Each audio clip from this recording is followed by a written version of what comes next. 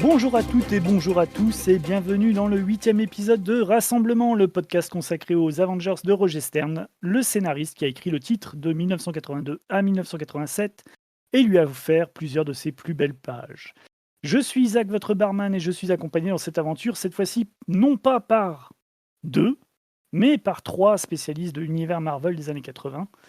Et oui, dans cette émission, vous avez droit à un Cookie Quartet, comme à la grande époque du Caps Cookie Quartet des premiers Avengers. Donc, qui veut faire OK, qui vont faire Quicksilver, qui veut faire Scarlet Witch, ça vous dépatouillez. Moi, je En veux tout bien faire cas, la femme, moi. toi, tu veux bien faire Scarlet Witch. Donc, Ouais. le colonel Fury, en plus, notre guest star, le colonel Fury, spécialiste des super-héroïnes chez Marvel, Des causes perdues. des causes perdues. Ouais, puisqu'il va nous parler de Spider-Woman. Mais on a également, comme d'habitude, donc le Lord of Babylon, Jérôme. Bonsoir, Jérôme. Bonsoir. On va dire que, vu la durée de mes rapports sexuels, je vais prendre Vif Argent. Et donc, Ringside, tu feras OK. Ouais, oui. Le moins agréable. Ah non, quoique Quicksilver, ça se défend. Ouais. Ouais, c'est vrai qu'entre Quicksilver et OK, il avait du mal un peu, Captain America, à mener ses troupes. En parlant de cause perdue, on ne parlera pas donc de Thor numéro 4 et on ne parlera pas de l'arrivée de, je ne sais plus comment il s'appelle, sur la franchise des Avengers, le réalisateur de Shang-Chi, dont on parlait juste avant, puisque voilà, ils ont annoncé donc Avengers Kang Dynasty, c'est ça? Ouais. Dynasty of Kang, je ne sais plus, et Avengers Secret Wars. Voilà, qui arrive donc dans 2 ou 3 ans, là, je ne sais plus. Mais dans cette émission, nous ne parlerons pas de ça. Nous allons explorer notre part féminine avec donc une équipe quasiment composée de super-héroïnes dans ces 2 épisodes, mais également une guest star de choix et une vilaine démoniaque, donc Spider-Woman et Morgane Le Fay.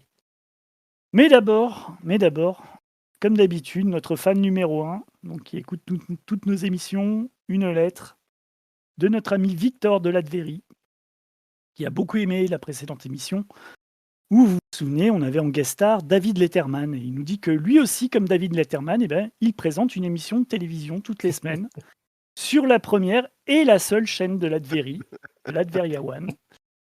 Et donc ça s'appelle Samedi soir en Latverie. Il y invite toute la fine fleur du paysage culturel latvérien, donc plein d'acteurs, d'actrices, d'auteurs, de chanteurs, de robots.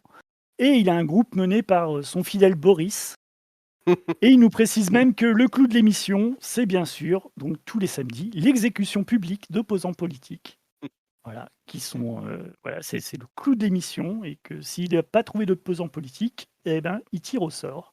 Et il nous dit comme ça, voilà, ça permet de tenir un peu à carreau les troupes. Donc c'est pas mal d'avoir un petit regard voilà, sur des cultures. La prod étrangère. Voilà, c'est intéressant. On ne juge pas, ce sont d'autres cultures.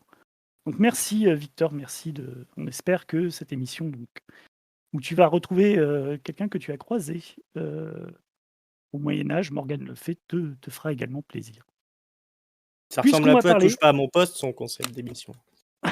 Ouais. Mais c'est avec un peu plus de classe. Oui. C'est un peu d'une meilleure tenue à mon avis. Bah, c'est dur de faire avec moins de classe, quand même. Mais bon, enchaînons. On enchaîne avec Avengers 240-241, daté de février et de mars 1984, mais mise en vente en novembre et décembre 1983. Les titres des épisodes sont The Ghost of Jessica Drew et Dark Angel. Ils sont écrits par Roger Stern avec la participation d'Ann Nocenti, donc on expliquera pourquoi. Dessinés par Al Milgrom, ancrés par Joe Sinnott, donc l'équipe habituelle, mais Joe Sinnott est épaulé pour le 241 de Andy Muschinski. Mise en couleur de Christy Shield, éditeur Mark Grunwald, qui est donc revenu de San Diego après avoir laissé les clés à Mike Carlin pour un épisode, et éditeur-in-chief, comme d'habitude, Jim Shooter. Que s'est-il passé dans le monde le même mois? Eh bien, Jeux Olympiques d'hiver à Sarajevo, voilà, 10 ans avant d'autres jeux, et grève des mineurs au Royaume-Uni. Voilà, un autre événement qui s'est aussi très bien passé pour les mineurs. Tout est bien déroulé. Oui, c'est des belles années, les années 80, de ce point de vue-là. Naissance de Trevor Noah, décès de Yuri Andropov, donc deux comiques politiques. Sortie au cinéma en France de Krull, de Dead Zone, de Rusty James, d'Emmanuel Cat et de Risky Business. Je vous ai mis que la crème, hein, cette fois-ci. Mhm. Il y a vraiment Et tout, on peut se faire plaisir. Ouais, hein. ouais. Et sorti aux US, là pareil, de Footloose, de Greystock et de À la poursuite du diamant vert. Oh. Je crois que c'est Footloose que je préfère des trois. Alors Greystock, j'avoue que j'ai jamais vu. Non, Les je peux trois, pas. j'ai jamais vu, donc je sais pas. Mais ça avait une cote de ouf à l'époque. Greystock. C'est à l'époque où on s'enorgueillait d'avoir Christophe Lambert en acteur international. hein. C'est vrai. Grand film animaliste. Ouais. Mais c'était, je me souviens que c'était un peu comme certains films de super-héros actuellement. On va pas parler de nouveau du Joker de Todd Phillips, mais c'était réputé pour le côté, pour une fois, on fait un Tarzan réaliste. C'est comme ça qu'il était vraiment dans l'histoire réelle, puisque tout le monde sait que Une un vraie leçon personnage d'histoire. historique, Tarzan. Ouais, voilà. Et, non, parce que c'est Khazar qui existe en fait en vrai. Donc. Ouais, Khazar, Mm. ouais. Le Khazar, on en a parlé chez Neil Adams, dans les X-Men de Neil Adams. On fera peut-être une émission complète sur Khazar. Sur Khazar, ouais. Si on a 5 minutes. Le Khazar de Mark Waid, on pourra inviter Bruno. C'est son scénariste préféré. Bah, voilà. Qu'est-ce qui est sorti chez Marvel le même mois? Dis-nous tout, Lord. Allez, qu'est-ce qu'il y a du beau? Allez, quand même, il y a du beau chose, de belles choses. Toujours par Roger Stern et épaulé par Romita Junior, on a le Amazing Spider-Man 249. Alors là, je vous renvoie à l'émission qu'on avait, l'émission de Avenger qu'on avait consacrée, et notamment avec le bonus sur Spider-Man.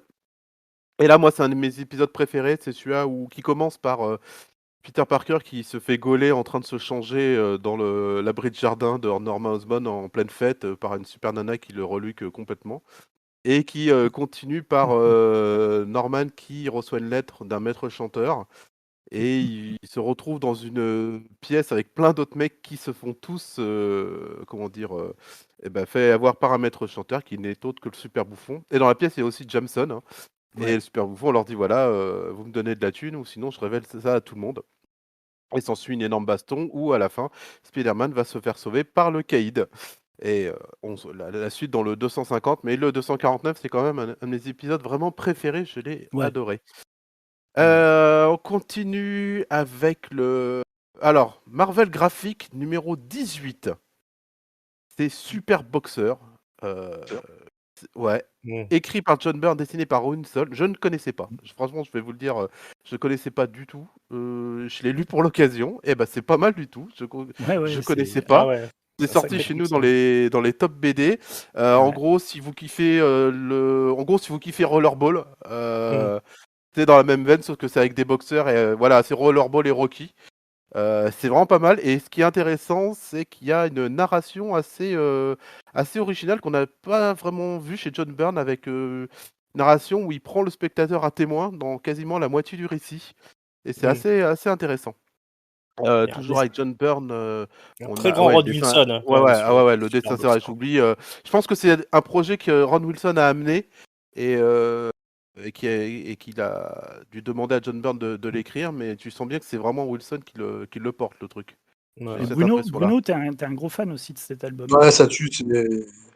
C'est de la bombe atomique.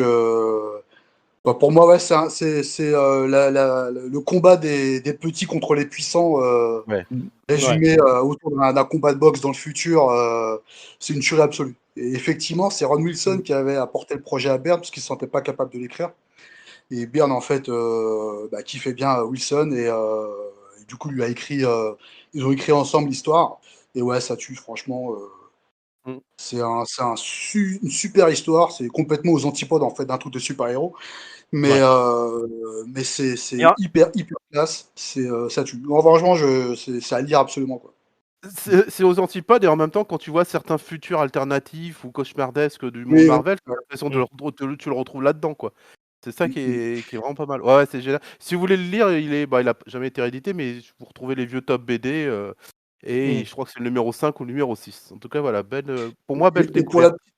Et pour la petite parenthèse cinéphilique, je soupçonne même Sheldon Lettich d'avoir été inspiré par cette histoire pour tourner Full Contact avec Van Damme. Alors oui, Full Contact avec Van Damme, vous me direz, bien sûr, oui, Ah, voilà, mais peut-être. quand même.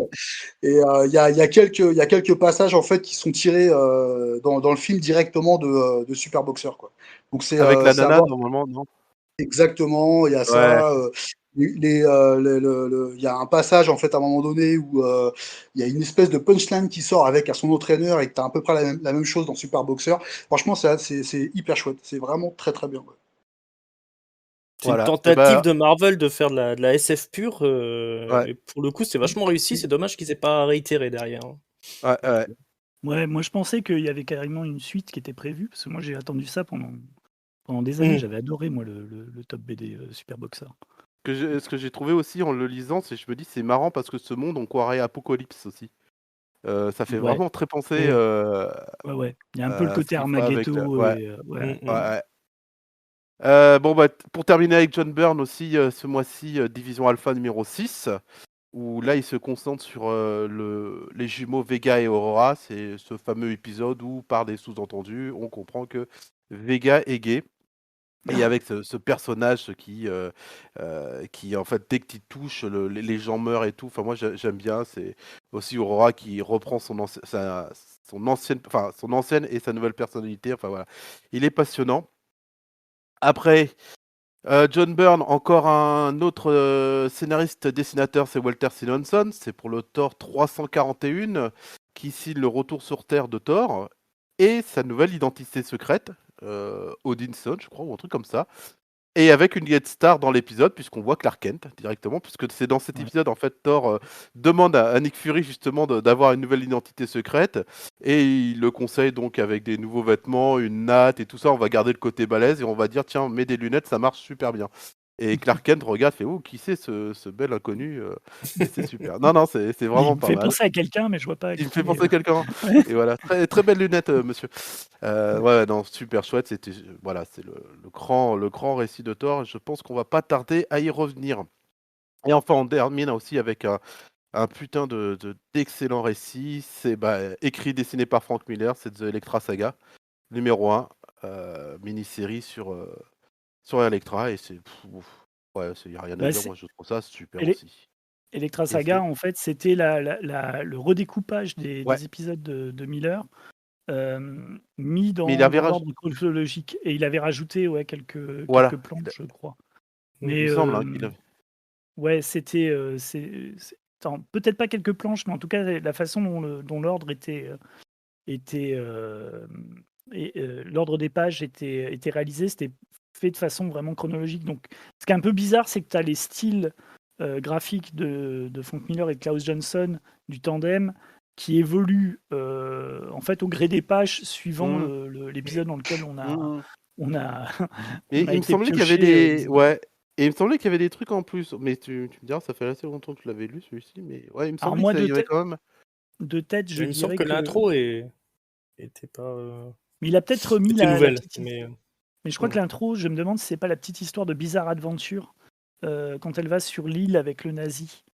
Il y a une petite histoire de Bizarre Adventure que Frank Miller avait écrit et dessiné sur Electra, et en fait, c'est elle qui traque un nazi sur une petite île. d'accord. Et Ouais. je crois qu'ils l'ont réintégré dans la structure de Electra Saga. Je sais plus parce que, très honnêtement, j'ai lu Electra Saga il y a des années en comics USA et j'ai plus les albums, donc Mmh. je ne pourrais plus vous dire. C'est une première Et donc tentative voilà, de recycler un peu ouais Ouais, et un peu de une ça, saga ouais. qui avait cartonné. bah surtout que Miller est plus sur Daredevil, donc À ce il moment-là, ouais, faut... c'est la période, l'entre-deux là de O'Neill et avec, ouais. quelques intérims aussi. Oui. Et Et puis il ben est voilà. parti à la concurrence. Oui, il a fait Donc deux, il trois est petites parti à la choses. concurrence. Donc ils font comme d'habitude chez Marvel quand ils ont leur superstar qui se barre ailleurs. Ils ressortent des cartons, des choses qui sont pas Les trucs. publiées. Mais ils Ou sont ils les... encore là, en fait. Ouais, ils sont encore chez nous. C'est ce qu'ils ont fait avec Jack Kirby pendant Ouais. 1 ou 2 ans. À peine. Alors qu'il était parti chez DC Comics. Burn, Punaise. ils ont fait ça aussi. Je sais plus. Je sais plus comment ils ont. Je crois qu'ils ont lancé Classic X-Men. Je Oui. crois le mois où ils lançaient Man of Steel numéro 1.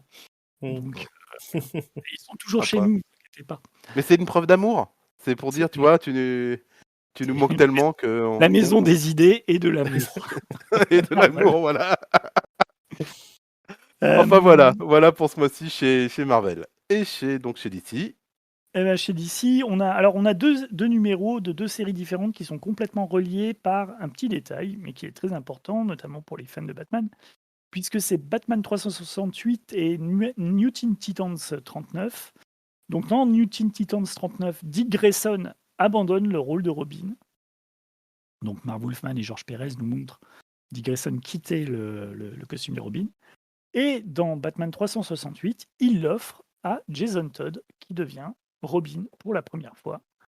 Ce petit couillon de Jason Todd qui finira tabassé par le Joker, je crois 5 ans plus tard, ou 4 ans plus tard.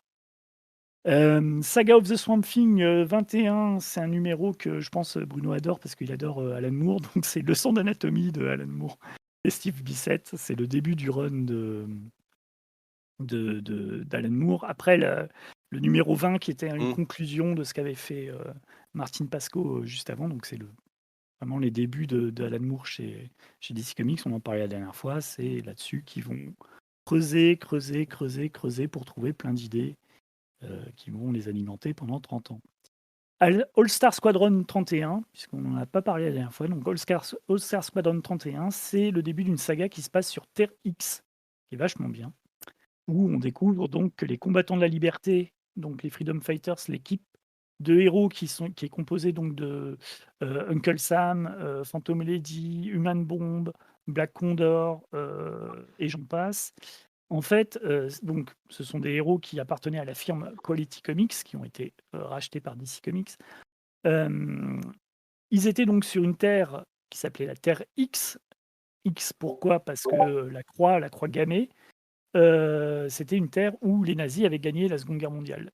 Et Roy Thomas explique dans All-Star Squadron qu'en fait, c'est une partie de l'escadron des étoiles, donc de Terre 2, qui a été envoyée en renfort sur cette terre. Et voilà, l'arc de All-Star Squadron explique les tenants et les aboutissements en fait de la création des Freedom Fighters sur Terre X. Et c'est vachement bien. Ça démarre d'ailleurs avec un super hommage au spirit de Will Eisner via le personnage de Midnight. Donc Midnight, c'était le personnage créé par Jack Cole pour imiter le spirit de Will Eisner. Et le début du All-Star Squadron 31, c'est Midnight qui essaye d'échapper à des nazis, donc qui court sur les toits et tout. Il y a une ambiance vraiment à Will Eisner et c'est super. Voilà. On a fait le tour donc des sorties du mois. On va pouvoir attaquer le vif du sujet avec les résumés. Ringside, dis-nous tout sur Avengers 240. Alors Avengers 240, où on retrouve une délégation entièrement féminine de Vengeurs au chevet de Spider-Woman, alias Jessica Drew. Après qu'elles ont répondu tout ensemble à un appel à l'aide de Tigra, super-héroïne localisée à San Francisco et membre réserviste de l'équipe. Donc là, pour débuter notre histoire, l'équipe se compose de la Guêpe, de Miss Hulk, Captain Marvel et la Sorcière Rouge. Et il y a un premier truc bizarre quand même dans cette histoire, parce que elles se rendent compte qu'elles ont toutes du mal à se souvenir de Spider-Woman, l'héroïne. Mais elles vont avoir un début d'explication grâce à Tigra, qui va nous narrer les dernières péripéties de son petit groupe de super-héros de 3e zone, qui ont fait une petite fête après avoir vaincu les méchants de 4e zone, Locksmith et TikTok. Alors dans son équipe de super-héros, il y a Spider-Woman, il y a le Suaire, il y a aussi une héroïne qui s'appelle Gypsy Mott et un autre héros qui s'appelle Daddy Longlegs, qui a un grand black tout fin comme ça, Donc ensemble ils forment une petite équipe, hein, on dirait les défenseurs, mais vraiment de bas de tableau. Donc ils font une petite fête, hein, pour célébrer leur victoire, et durant la petite fête, ça se passe, c'est Jessica Drew et sa coloc. Jessica, elle a une petite explication en aparté avec son amoureux du moment là, qui lui explique qu'il a du mal à supporter la double identité de Jessica Drew, parce qu'il est au courant, et ça, finalement, il le vit pas très bien, et il préfère mettre fin à leur relation. Et donc, quand le petit gars il revient à la fête, il est un peu perdu. Et d'ailleurs, la plupart des invités sont un peu perdus, ils se demandent ce qu'ils font là. Ils finissent tous par s'en aller, mais enfin, à part quelques-uns qui restent, hein, dont le suaire et Tigra. Et ceux qui restent vont retrouver Spider-Woman mystérieusement tombée dans le coma. Alors ils vont l'emmener à l'hosto, et dans les jours qui suivent, hein, pendant qu'elle elle est dans le coma à l'hosto, ils vont être témoins de chacun de leur côté d'apparitions fantomatiques de Spider-Woman, un peu en corps astral comme ça. Donc on est bien dans une histoire de fantômes. Et qui c'est qu'on appelle quand c'est une histoire de fantômes? Doctor Strange, évidemment. Ah. Et oui, désolé. C'est encore Doctor Strange qui va se joindre à la fête. Donc voilà, on envoie Captain Marvel chercher le bon docteur. Mais d'abord, les filles vont passer par le manoir. La guêpe va croiser la Vision, qui est toujours en mode Alexa, là, Ghost in the Machine, le maître d'Internet. Vision qui est un peu chafouin, hein, parce qu'il y a bon, il est toujours serviable, hein, il s'occupe toujours de tout, il met en ligne les personnes, hein, il se gère les coups de téléphone et tout ça, la lumière, etc. On peut mettre de la musique aussi si vous voulez. Mais il y a des petits phénomènes, voilà. Il y a des petits phénomènes électromagnétiques comme ça bizarres, des pics d'énergie qui arrivent un petit peu partout là, donc il est un peu chafouin, ça l'inquiète, il est pas trop content. Mais ça, c'est un subplot, on en saura plus un peu plus tard dans la série. Donc la guêpe, elle va chercher un petit peu des spécialistes, hein, pour aider Spider-Woman. Elle tombe sur le répondeur de Don Black, alias Thor, hein, qui est occupé dans ses aventures, hein, il pourra pas venir aider. Donc elle doit se résoudre à appeler le seul scientifique qu'elle connaisse à part Thor, son ex-mari, Hank Pym. Alors on se retrouve donc avec le Docteur Strange et Hank Pym qui débarquent au manoir, pendant que Star Fox essaie rapidement de se brancher Tigra au détour d'une case. On va découvrir... Ah oui, je l'ai pas gêné, hein. Star Fox, il perd pas le nord, comme on dit. On va découvrir ensuite que Spider-Woman est coincée dans une dimension un peu équivalente au limbe, hein, c'est le plan astral. Elle est coincée là-bas aux côtés du forceur Magnus, un prêtre du 6e siècle, qui a un peu un crush sur l'héroïne et qui se verrait bien passer l'éternité avec elle. Et c'est d'ailleurs lui qui l'a emmenée dans le 4e siècle pour affronter Morgane Le Fay, la sorcière de l'ère arthurienne, qui avait déjà affronté un peu de la même manière Iron Man et notre ami le Docteur Fatalis. Mais voilà, bon, après qu'elle ait vaincu Morgane Le Fay, le retour dans notre époque, hein, s'est mal passé, et la voilà donc coincée dans les limbes en quelque sorte. Donc voilà, l'autre il lui dit bon, ça serait bien quand même qu'on passe l'éternité ensemble. Spider-Woman elle dit oui, bon, d'accord, mais j'aimerais bien rentrer chez moi quand même. Alors bon, l'autre il s'exécute, hein, un peu à contre-cœur. Il lance un sort pour que Jessica regagne son corps.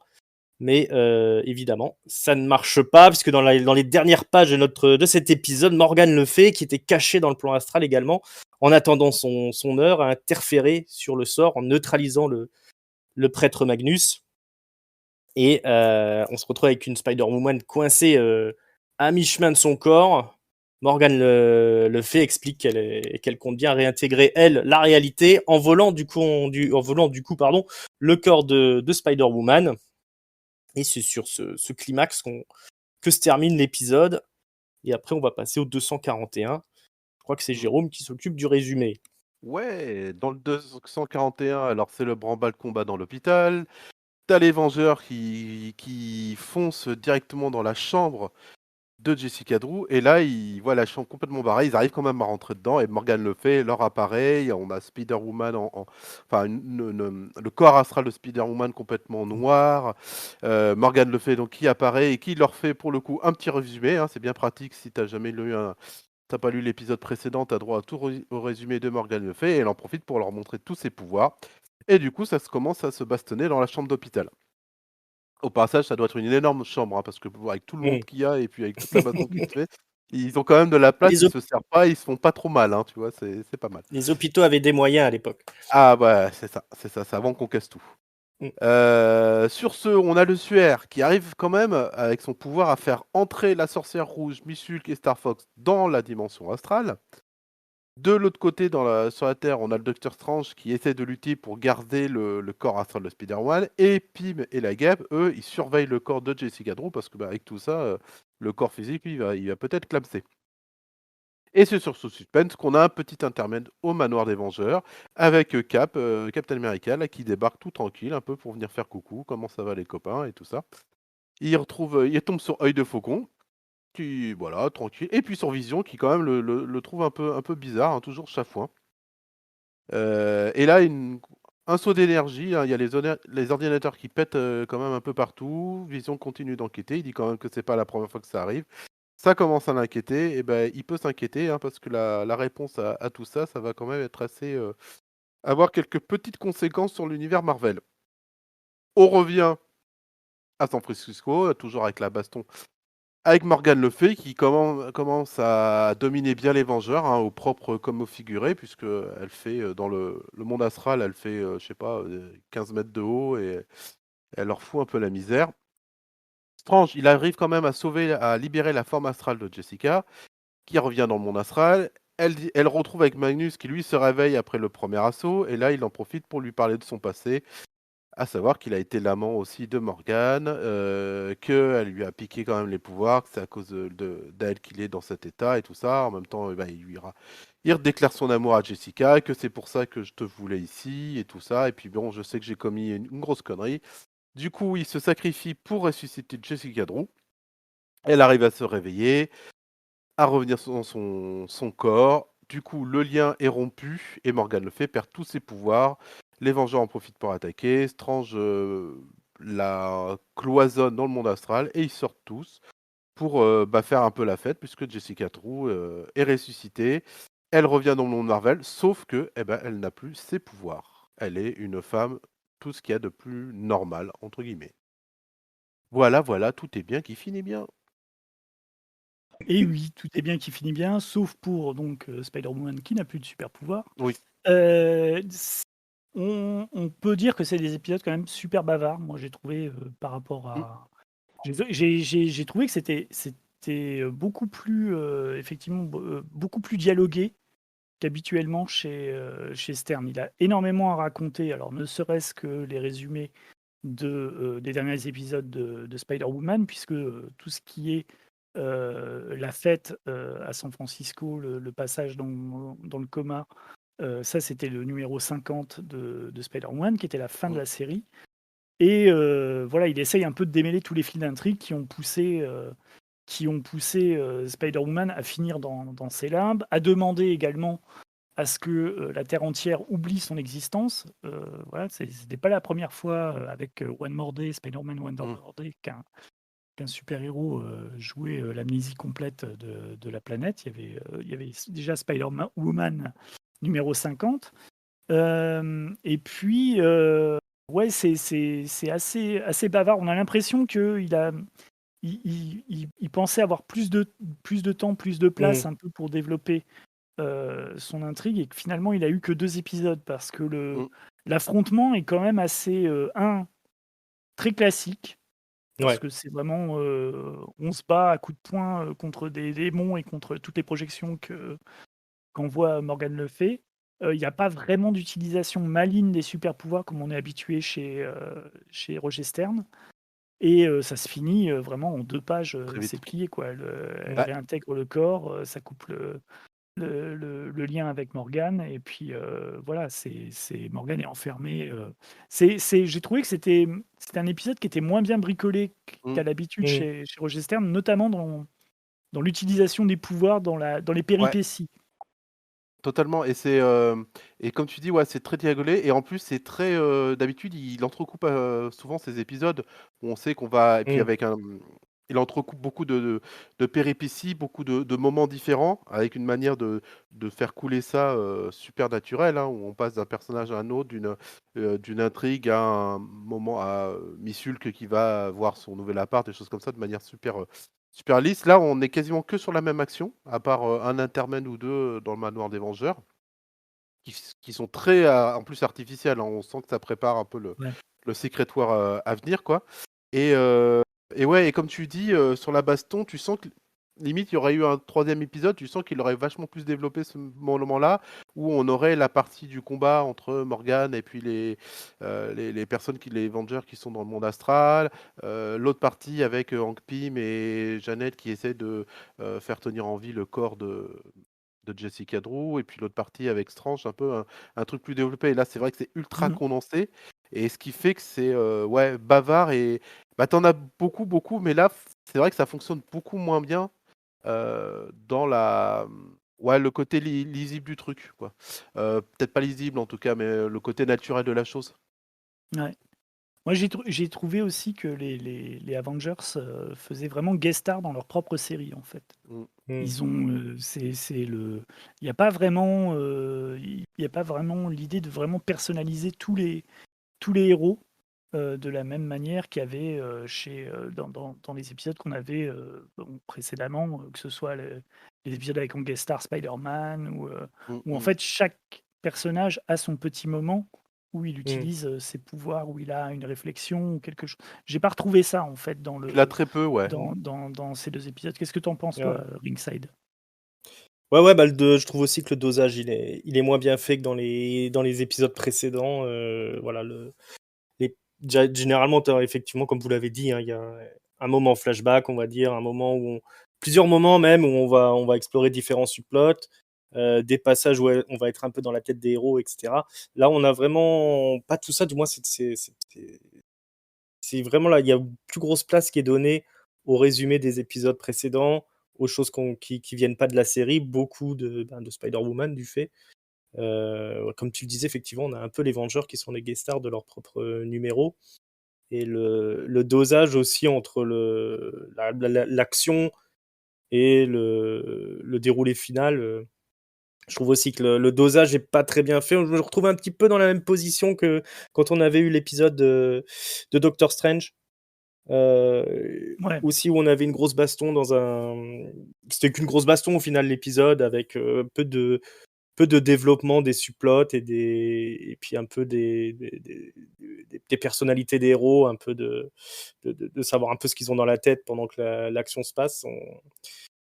C'est très succinct dans les épisodes. Là, tout juste, on a Star Fox qui drague un petit peu Tigra. On a 2 petites cases avec Captain America et Œil de Faucon qui sont très rapides. Ça avance effectivement légèrement sur l'histoire de Vision. Vision d'ailleurs que personne n'en a rien à foutre, hein, quand il parle, on a l'impression qu'il saoule tout le monde. Ça me fait, ça m'a bien fait rigoler, la guêpe qui l'envoie bouler et puis Captain America aussi qui est un peu Il se casse avec, Personne, perplexe. il se casse avec per- l'œil de faucon pour aller boire un Ouais. verre tranquille. ouais, ouais. C'est votre Ah, t'es là Mais toi? Ah bah, bon allez, hein, plus tard. surveille un peu les ordinateurs parce que Ouais. là, j'ai l'impression que il prend une j'ai l'impression que ça défragmentation et surcharge puis là. Ouais. Ouais, ouais. Mais ouais, après on a ce gros truc massif, un peu difficilement. C'est pas très digeste, je trouve, toute cette histoire. Le Je fait trouve d'avoir. même les apparitions, tu sais, de Doctor Strange ou Doctor Pym, Ouais.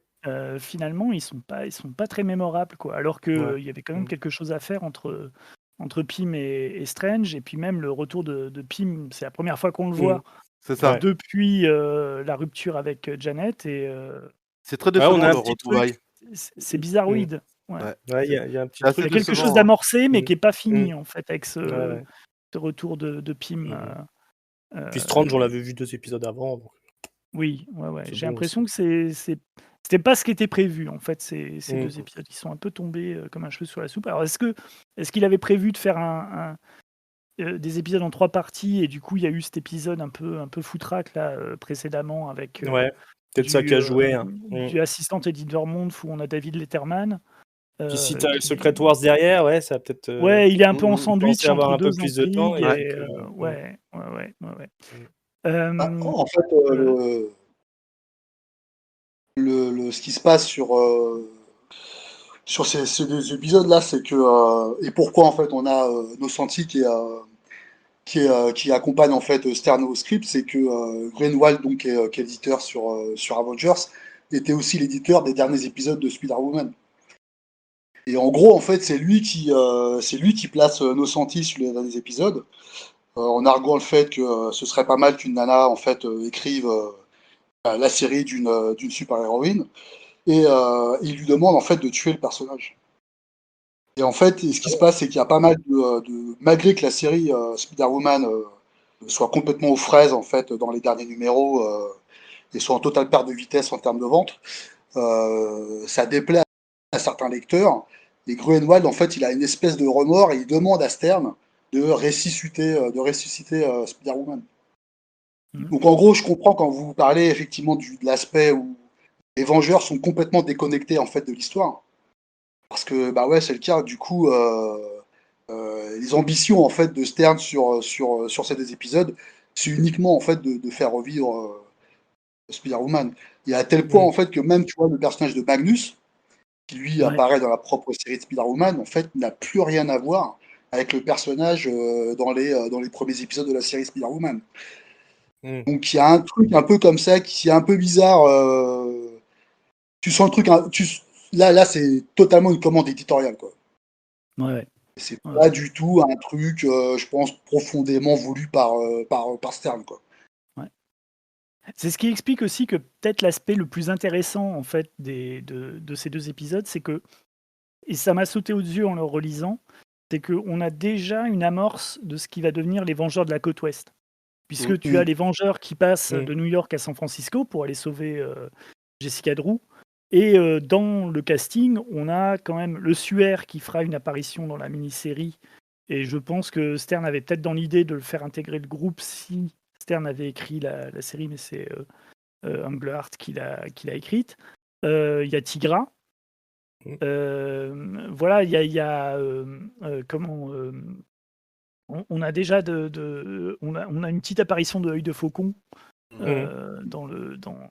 et qui parle Il y a justement de Hank son Pym qui est là mariage aussi. avec Mockingbird. Il y a Hank Il y a Pym, Hank Pym, ouais, voilà.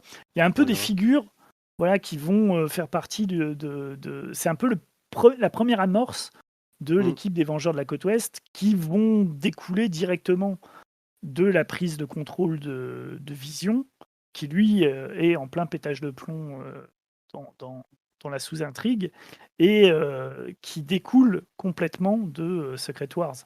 Donc voilà, il place quand même dans une commande éditoriale, il commence un peu à placer ses pions et à avoir une idée d'une deuxième équipe des Avengers.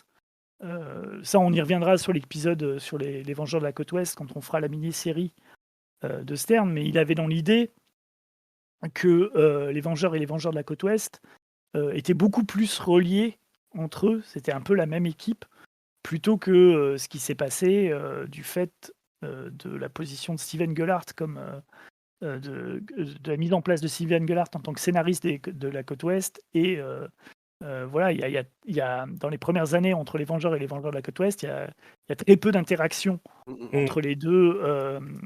C'est moins fluide, les interactions entre les deux, que ce qu'espérait Stern en écrivant les deux titres. Il y a un truc Euh, qui. Vas-y. Ouais, moi, je dis, pour rebondir sur ce que tu dis, moi, il y a un truc qui m'a. La même façon que toi, qui m'a un peu fasciné à la lecture, c'est non seulement ça, c'est voir un peu ces proto-aventures de la côte ouest.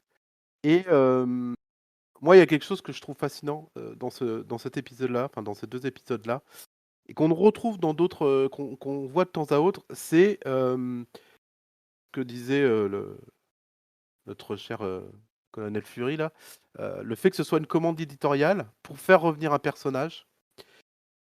Et on le fait pas via une nouvelle mini-série Spider-Woman. Non, on va essayer de l'intégrer via une autre série, pour le coup les Vengeurs. Donc du coup, c'est vrai que c'est beaucoup plus intéressant pour un lecteur de Spider-Woman de retrouver un peu tout ça et de dire: «Ah, elle revient par ici».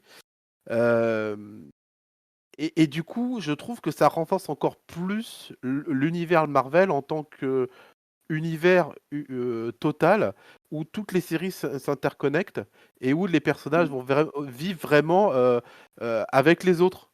Et tu vois, et j'aime bien moi cette idée de se dire, bah, ce personnage qui a disparu là, on va le refaire revenir ailleurs, voire des fois, je crois que c'est Engelhardt qui faisait venir un peu tous ses persos, certaines de ses sagas, à chaque fois un truc s'arrêtait, il les reprenait dans ses autres séries, et finalement, ce qu'on peut trouver un peu, ce qu'on pourrait croire un peu décousu, en fait, moi je trouve ça renforce encore plus ouais, l'univers en lui-même, c'est-à-dire la cohérence totale du Ouais. truc. Et c'est ça que j'apprécie parce que moi je me rappelle, le Spider-Woman, c'est pas une série que je lisais à l'époque, sauf le dernier épisode. Je sais pas pourquoi, j'avais trouvé ce Nova-là, j'ai lu, et il m'avait halluciné cet épisode-là. Le fait qu'elle meurt, la manière dont elle se tourne pour dire au revoir au lecteur, enfin, ça a été génial. Et du coup, quand j'avais lui après c'est je fais, putain, c'est génial quand même de la faire revenir via un autre biais. C'est comme si te dire, ok, on l'a peut-être tué, mais on l'a pas oublié, on vous la fait revenir là, même si elle aura pas sa série après ou quoi que ce soit, c'est pas grave, on n'oublie pas les autres. Les personnages même secondaires en fait existent. On les continue à faire vivre. Et c'est un peu comme des fois, tu voyais des séries où ils retrouvaient des persos secondaires qui leur expliquaient que bah, qu'est-ce que tu deviens depuis qu'on t'a pas vu. Bon, bah, je me suis marié, j'ai eu 3 enfants, tu sais, c'est un peu ça, mais au final, ouais, mais c'est logique, c'est super, et c'est ça qui est fort. En tant que tel, c'est franchement pas les meilleurs épisodes de Stern, et je pense que ça fera pas partie des. Ils sont dans le bas de tableau à la fin si on fait un peu le classement total de tout son run. Mais cela dit, quand tu le vois dans dans le contexte éditorial de ce qu'on se disait, coincé entre le Letterman, le Secret Wars, et avec cette obligation de faire revenir un personnage, bah, je voudrais pas dire quand même qu'il s'en sort bien, parce que je pense qu'il s'en sortait. Il nous a montré qu'il s'en sortait encore mieux, notamment quand il reprend les Avengers avec tout l'arc, avec toute l'histoire du procès de Pym. Hmm. Mais Ouais. n'empêche que c'est plus dans l'intention que je trouve les 2 épisodes super, parce que ça dénote, je trouve, d'une certaine manière de faire, de respect, de traitement dans les personnages, que tu n'aurais pas aujourd'hui. Aujourd'hui, ta série s'arrête, ton personnage, tu le laisses là, et on va pas les faire vivre via une autre série qu'on connaît, qui en plus enrichirait un peu les backgrounds un peu de toutes les séries. Et non, on te ferait des mini-séries à côté, et puis si ça plante, bah, ça plante, et puis voilà, et au revoir, quoi. Et Ouais, du ou coup, Le si on les problème, fait revenir, ce qui renforce la déconnexion de tout cet ouais. univers d'ailleurs aujourd'hui. si on les fait revenir, généralement c'est pour les tuer ou les humilier dans une série Ouais. actuelle, on va dire. Le problème, c'est surtout qu'aujourd'hui, même quand tu as une série qui est reprise d'un scénariste à un autre, le nouveau scénariste ne regarde pas ce qu'a fait Non, Hmm. en plus. non, Ouais, scénariste. bah oui. Donc, tu n'as pas ce sentiment, effectivement, Ouais. de continuité, de chronologie. Le seul récemment qui a fait un peu ça, c'est Halloween. Quand il avait Mm. repris les Mighty Avengers pendant les Avengers de Hickman, Mm. et créé la série Mighty Avengers, donc ces Avengers-là qui restent sur Terre pendant qu'il y a truc Infinity. Et en fait, il a continué avec ses personnages dans chaque série Avengers qu'il lançait. Et en fait, lui, limite, c'était ces mêmes persos qui continuaient et ainsi de suite dans cette série. C'est le seul un peu qui a pour le coup un peu gardé cette idée-là de continuer avec d'autres séries et de reprendre ses personnages avec Power Man, Ouais. le Ouais, il y Faucon, a des choses Monica comme ça, quoi. Rambeau, on en avait Voilà, parlé quand on avait parlé de. quasiment jusqu'au Ouais. nouveau Ultimate qu'il avait fait, quoi. Ouais, mais là, on parle d'un scénariste qui Oui, reprend, voilà, qui n'a totalement, pas ouais. fini toutes ses intrigues sur ses personnages. Voilà, Donc, on lui donne une autre série et puis il s'amuse à. ouais. Ça, c'est connu, mais ce que je parle plutôt d'une série type Avengers, type Fantastic Four, type Spider-Man, où dès qu'un nouveau scénariste arrive, c'est comme ce qui s'était passé le mois précédent et les mois précédents avec l'autre scénariste n'existait plus, quoi. Oui, Tu vois c'est vrai. Je pense qu'un des derniers qui avait fait ça, c'est aussi Jonathan Hickman sur les 4 C'est fantastique. Fantastiques, Ouais, où totalement. son premier arc, enfin ses 2 premiers arcs se basent sur ce qu'avait fait Mark Millar dans le run précédent, sauf que Mark Millar, quand par exemple il a repris les 4 Fantastiques, je pense qu'il a jamais lu ce qu'avait fait ou Straczynski ou Dwayne McDuffie. Bon, j'en veux pas, mais parce que c'était pas très bon. mais quand même, tu T'as une manière regardes de un peu faire où sont les. Ouais, voilà, t'as une manière de faire qui. qui Je n'existe pense plus, ouais. ouais, voilà, ça prend pas, comment dire, ça prend pas tant de pages que ça, en fait. Ah. Et voilà. Pour rebondir sur une autre idée aussi en fait, de redorer un peu le blason d'un personnage qui n'a plus de titre et donc on peut dire qui a été sacrifié en fait sur l'autel des ventes des lecteurs. Il y a eu coïncidence d'ailleurs, puisque Spider-Woman fait une apparition dans le numéro, mais il y a eu un précédent dans les séries Avengers, c'est le Avengers Annual 10, avec le retour de Carol Danvers, qui était à l'époque Miss Marvel, mais qui venait de perdre ses pouvoirs. Donc c'est la première apparition de Rogue, de Malicia, des X-Men, enfin qui est connue maintenant dans les X-Men, mais qui à l'époque fait partie de la confrérie des Mauvais Mutants, et qui absorbe les pouvoirs de Carol Danvers et sa personnalité, ce que Chris Claremont va utiliser pendant 10 ans avec le personnage, et notamment Chris Claremont en profite pour un peu rectifier l'un des pires épisodes des Avengers de tous les temps, le numéro 200, dans lequel Miss Marvel quittait, donc Carol Danvers, quittait l'équipe pour se marier avec son fils. Génial. Ouais, c'est-à-dire qu'il y avait, pour ceux qui n'ont pas lu ces épisodes, pendant je crois, 5-6 épisodes, Miss Marvel est enceinte. Elle dit qu'elle comprend pas parce que c'est pas possible qu'elle soit enceinte, donc on comprend que sa vie sentimentale est pas très remplie. Et du coup, elle accouche dans le numéro 200 et ce bébé prend la forme grandit à vitesse grand V, devient adulte et s'appelle Marcus. Et lui aussi, il l'emmène dans les limbes. Alors ça, c'est aussi c'est quasiment la même. Honnêtement, c'est quasiment la même histoire, c'est-à-dire un stalker qui kidnappe sa proie. Voilà. On est bien là dans les limbes tous les deux. On est bien dans les limbes tous les deux, sachant que l'éditeur à l'époque c'était Jim Shooter qui a aussi participé au scénario de Avengers 200. Donc je sais pas s'il laissait beaucoup de... Ouais. Je sais pas s'il laissait beaucoup de stagiaires dans les bureaux avec Jim Shooter, mais dans les limbes. En tout cas, ouais.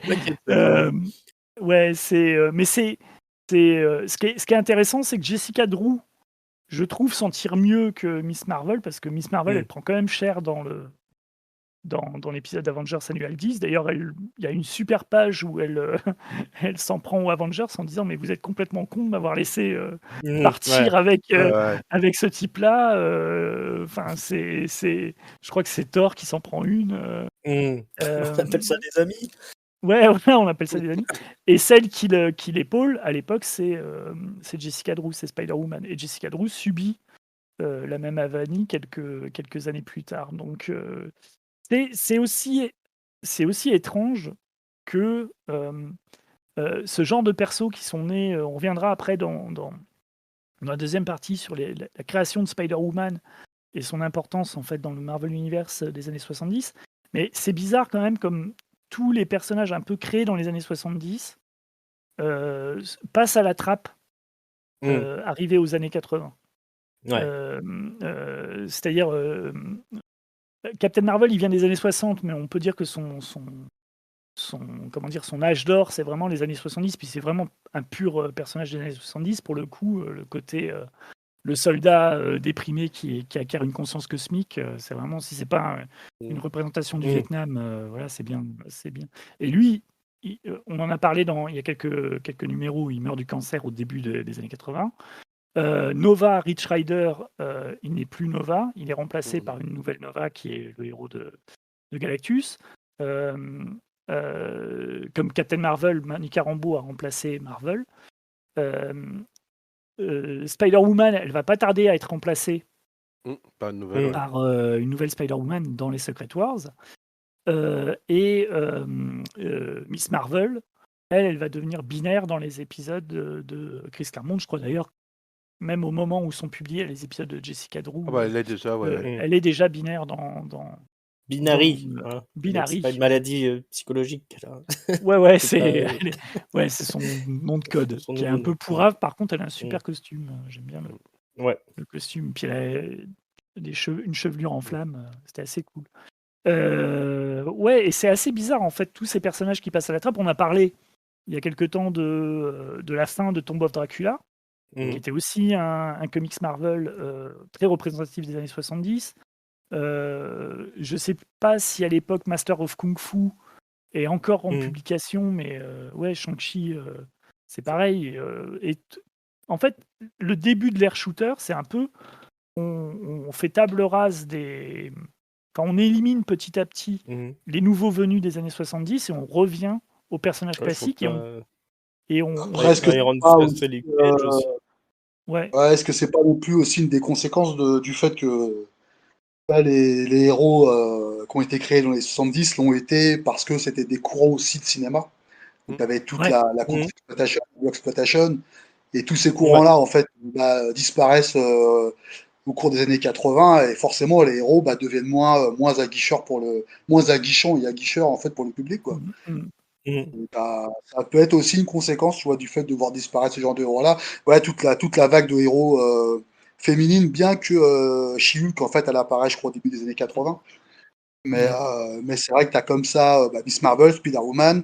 Ils font même, en fait, Red Sonja, qui a sa propre série, alors qu'elle apparaissait jusqu'ici dans Conan le Barbare. En fait, ouais, tous ces trucs-là disparaissent au début des années 80, ouais, c'est vrai, parce que c'est pas peut-être une conséquence aussi, tu vois, des vagues de mode, quoi, tu vois, qui disparaissent, et du coup, ils reviennent un peu aux fondamentaux. Donc, tu vois, Iron Man, en fait, se transforme, en fait, sous l'apport de Bob Layton et Michelini. Captain America, c'est pareil, ça devient c'est une autre entité. Ouais, c'est vrai, c'est vrai. C'est la Reagan. Les 4 Fantastiques aussi, les 4 Fantastiques, en fait, deviennent se modifient aussi dans les années 80, tu vois, comparativement à ce qu'ils étaient dans les années 70. Ouais. Ouais, c'est un changement d'époque. Ouais. Changement de phase, changement de thème, changement de... Mais c'est un peu la queue de comète, d'ailleurs, ces épisodes-là dont on parle des Avengers avec Spider-Woman, c'est un peu la queue de comète de je pense que c'était un des derniers personnages dont ils ne savaient plus quoi faire et qui... la seule qu'ils ont maintenue en perfusion pendant encore un an ou deux, c'était Dazzler. Oui, je pense à elle aussi, Ouais. Mais parce qu'ils ont pensé pendant des années pouvoir faire un film Dazzler. D'ailleurs, elle a été inventée pour ça, pour faire un film qui n'est jamais c'est clair, sorti. ouais. Donc, ouais, c'est... On va revenir sur Spider-Woman, mais on finit quand même de parler des 2 épisodes d'Avengers 240 et 241, à moins que vous ayez d'autres commentaires sur qui est le meilleur Avengers dans ces épisodes et qui est le gros loser de l'épisode, parce qu'on fait chaque émission.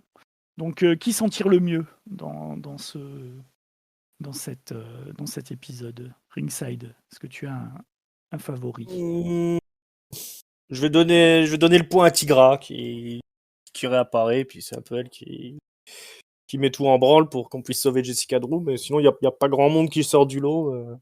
Tout ce qu'ils savent faire, c'est passer un coup de téléphone à Hank Pym et au Docteur Strange, et puis en se croisant les doigts pour qu'ils réussissent à faire quelque chose. On voit bien qu'ils ont vraiment rien à faire de Vision, et c'est pas très sympa quand même comment ils le traitent. Moi, je persiste là-dessus. Le flop, je vais le donner à Vision, justement, qui est un peu comme un con là à parler dans le vide, qui se fait snobber par tout le monde.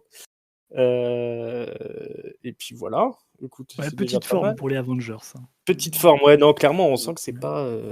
Ouais, moi c'est pas leur aventure. Ouais, moi j'avais aussi choisi Tigra parce que c'est quand même grâce à elle que tout le monde est présent, puis elle est bien active. Puis en plus, il redore un peu le blason de Tigra parce que dans les épisodes écrits par Jim Shooter, Tigra, elle mangeait. C'était pas sympa ce qui lui arrivait.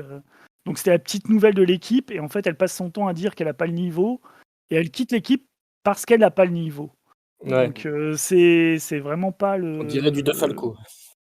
Ouais.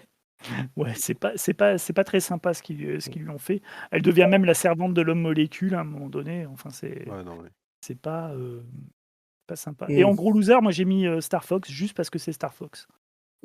Voilà, c'est juste pas. Voilà. Jérôme, tu as. Alors moi, Avenger chouchou, là, moi j'avoue, c'est le suaire. pourrait dire que c'est pas vraiment un Avenger chouchou, mais honnêtement, Qui moi, n'est je pas trouve dans qu'il l'équipe. assure Ouais. oui, mais je trouve quand même qu'il aurait pu. Mais bon, allez, moi, je trouve quand même que c'est celui-là qui assure le plus, ne serait-ce que par ses pouvoirs, ça le permet de faire amener les autres dans le plan astral, il prépare 2-3 trucs. Non, non, moi, je kiffe assez le Sueur là-dessus. Moi, pour le coup, je regrette qu'il ait pas été un Avenger après. C'est Il était parce cool dans la que mini-série. t'aimes bien le Sueur parce que c'est Batman. C'est ce que Steven Geller disait. Il Ouais, pouvait pas écrire peut-être. Batman, donc il a inventé le Le Sueur Sueur. chez Ils en ont Marvel. inventé beaucoup Ouais. parce qu'ils pouvaient pas écrire à Batman, Ouais, apparemment. voilà. Voilà. Bruno, est-ce que tu te En souviens des... Oh, pardon. Non, non, Oui, je j'ai eu t'allais dire qu'en ton loser, loser. c'est Vision pareil. Ouais, mais Vision pareil, moi. Son côté Al 9000, il me commence un peu à me gonfler, là. Je préfère quand il pète vraiment un câble total. Donc, voilà. Bruno, est-ce que tu te souviens des 2 épisodes? Est-ce que tu as un vengeur que tu trouves particulièrement efficace dans l'épisode et un vengeur qui est particulièrement mauvais dans ces épisodes? Ouais, comme ça, là, tout de suite de mémoire, tu veux que je te dise là? Ouais. Ou dans ce run-là, dans ce début de run de Roger Stern, puisqu'on est vraiment à la fin de la première période de Roger Stern avec une première équipe qui est, ce qu'on disait, à dominante un peu féminine, et puis avec Ah vraiment bah, forcément, je vais pas être très original en disant que Captain Marvel, Ah oui, bah c'est notre... Ouais, c'est clair. forcément, voilà, Ouais. et dans les plus nuls, j'aurais du mal en fait à détacher un des Vengeurs que j'aime le moins dans cette période-là. Mais Star Fox peut-être, je sais pas. J'allais dire, Ouais. Quand tu sais pas, tu dis Star Fox, hein, je crois qu'on Ouais, voilà. Tu vois, c'est plus simple. C'est pas par méchanceté, mais c'est plus par logique, en fait. Ouais, voilà. C'est juste, Non, c'est non, Star Fox. non, mais c'est C'est vrai, ce mais qu'on par rapport aux 2 épisodes là que vous évoquiez, non mais c'est clair que c'est vraiment pas, Mm. c'est vraiment une parenthèse pas terrible en fait dans ce que va faire Stern en fait sur le titre quoi. Et, heureusement, Dieu merci, ça dure que des épisodes quoi. Mm. Ouais. Et, Oui, puis ça reste... bon après ça a cette explication, hein, mais c'est vrai que Ouais. du coup après Non, comme puis ça dit reste plaisant. Jérôme, c'est vrai que c'est pas mal de faire revenir un personnage au sein en fait d'une série régulière plutôt que tu vois de lui réattribuer un nouveau titre. Mm. Et ça permet peut-être d'élaborer, de se dire voilà, d'élaborer un truc intéressant autour du personnage pour des aventures futures. Encore que là, de toute façon, là, elle perd ses pouvoirs et tout, mais ça rend même, ouais, disons que la fin en tout cas est jolie en fait Ouais. des 2 épisodes. Mm. La fin est jolie. Ouais. Et puis, je trouve que bon, il y a au moins Almi Grom qui s'amuse à faire une dimension à la Ditko dans le plan astral, parce que le plan astral, hein, c'est juste les dimensions que visitait Doctor Strange dans ces épisodes par Ditko. Hein. C'est vraiment les mêmes. Hein. Il y a les mêmes blocs, les mêmes zigouilles dans le fond. Donc voilà, c'est un peu Almi Grom qui se fait plaisir à faire un petit peu de Ditko. On va parler maintenant de Spider-Woman, mais de la série et de la création du personnage. Parce que c'est un personnage assez particulier, en fait, Spider-Woman, dans le sens où, on en parlait un petit peu avant l'émission, elle a connu beaucoup de scénaristes dans sa série qui a duré donc 50 numéros, et que ces scénaristes ont un peu réinventé un peu le personnage à chaque fois, notamment du point de vue des origines. Qui sont un bordel sans nom. Si vous voulez voir sur la fiche Wikipédia les origines de Spider-Woman ou dans le Marvel Handbook Univers, c'est un des plus gros pavés sur l'histoire du perso. C'est sur 2 pages hein, pour expliquer Jessica Drew, pour expliquer un peu tout le bordel. Bruno, qu'est-ce que tu peux nous dire un peu de la création déjà éditoriale du création un peu particulière? Ouais. C'est un peu une création C'est- contrainte. Ouais, exactement. Parce qu'à l'origine, le personnage n'aurait jamais dû exister, forcément. Sauf que, évidemment, à l'époque, il y avait tout était question de droit en fait au niveau des noms. Et à l'époque, pour éviter justement qu'on puisse récupérer le nom de Spider-Woman et qu'il soit associé à un autre éditeur ou en fait à une autre société de production, Stan Lee en fait décide de protéger le nom en demandant à Archie Goodwin de créer un personnage qui va s'appeler Spider-Woman. Je dirais qu'il a eu une nez creuse sur le sujet parce que 1 an plus tard, il y a justement cette filmation en fait, donc la fameuse boîte de Luchamer, mon héros favori, qui avait en fait, qui a lancé en fait un personnage qui s'appelle Webwoman, parce qu'il n'avait pas pu obtenir les droits de Spider-Woman, puisque les droits de Spider-Woman ont été bloqués donc par Marvel lorsqu'ils ont créé le personnage dans Marvel Spotlight numéro 32.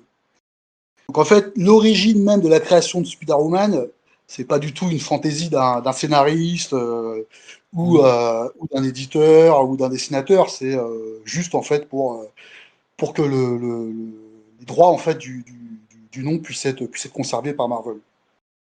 C'est un peu ce qui est arrivé d'ailleurs à Miss Hulk aussi. Je crois que She-Hulk, c'est pareil. Ouais, il y a eu un truc comme ça, tout à fait, ouais. Ils créent She-Hulk parce qu'ils se disent quelqu'un va le faire, quoi. Vu que La à série l'époque, télé qui a cartonné. la série télé cartonnait, ouais. Donc du coup, elle arrive dans Marvel Spotlight. C'est Archie Goodwin qui écrit l'épisode. Le dessin, je ne sais plus qui dessine, mais je sais que c'est Sal Buscema. Mais par contre, le costume est designé par Marie Séverine. Marie Séverin, ouais, tout à fait. Ouais, qui est assez cool hein, comme costume, j'aime bien. Ce qui est intéressant, c'est que... Vas-y. En fait, ce qui est intéressant et pourquoi c'est rigolo que Marie Séverin ait imaginé le costume, c'est que t'as quelques mois avant, t'as l'apparition de Miss Marvel, qui est créée par Gary Conway, avec les dessins de John Buscema. Et en fait, quand Gary Conway fait Miss Marvel, lui, en fait, il sexualise totalement le personnage par l'intermédiaire des dessins de Buscema. Donc, elle a une mini-jupe et tout, machin.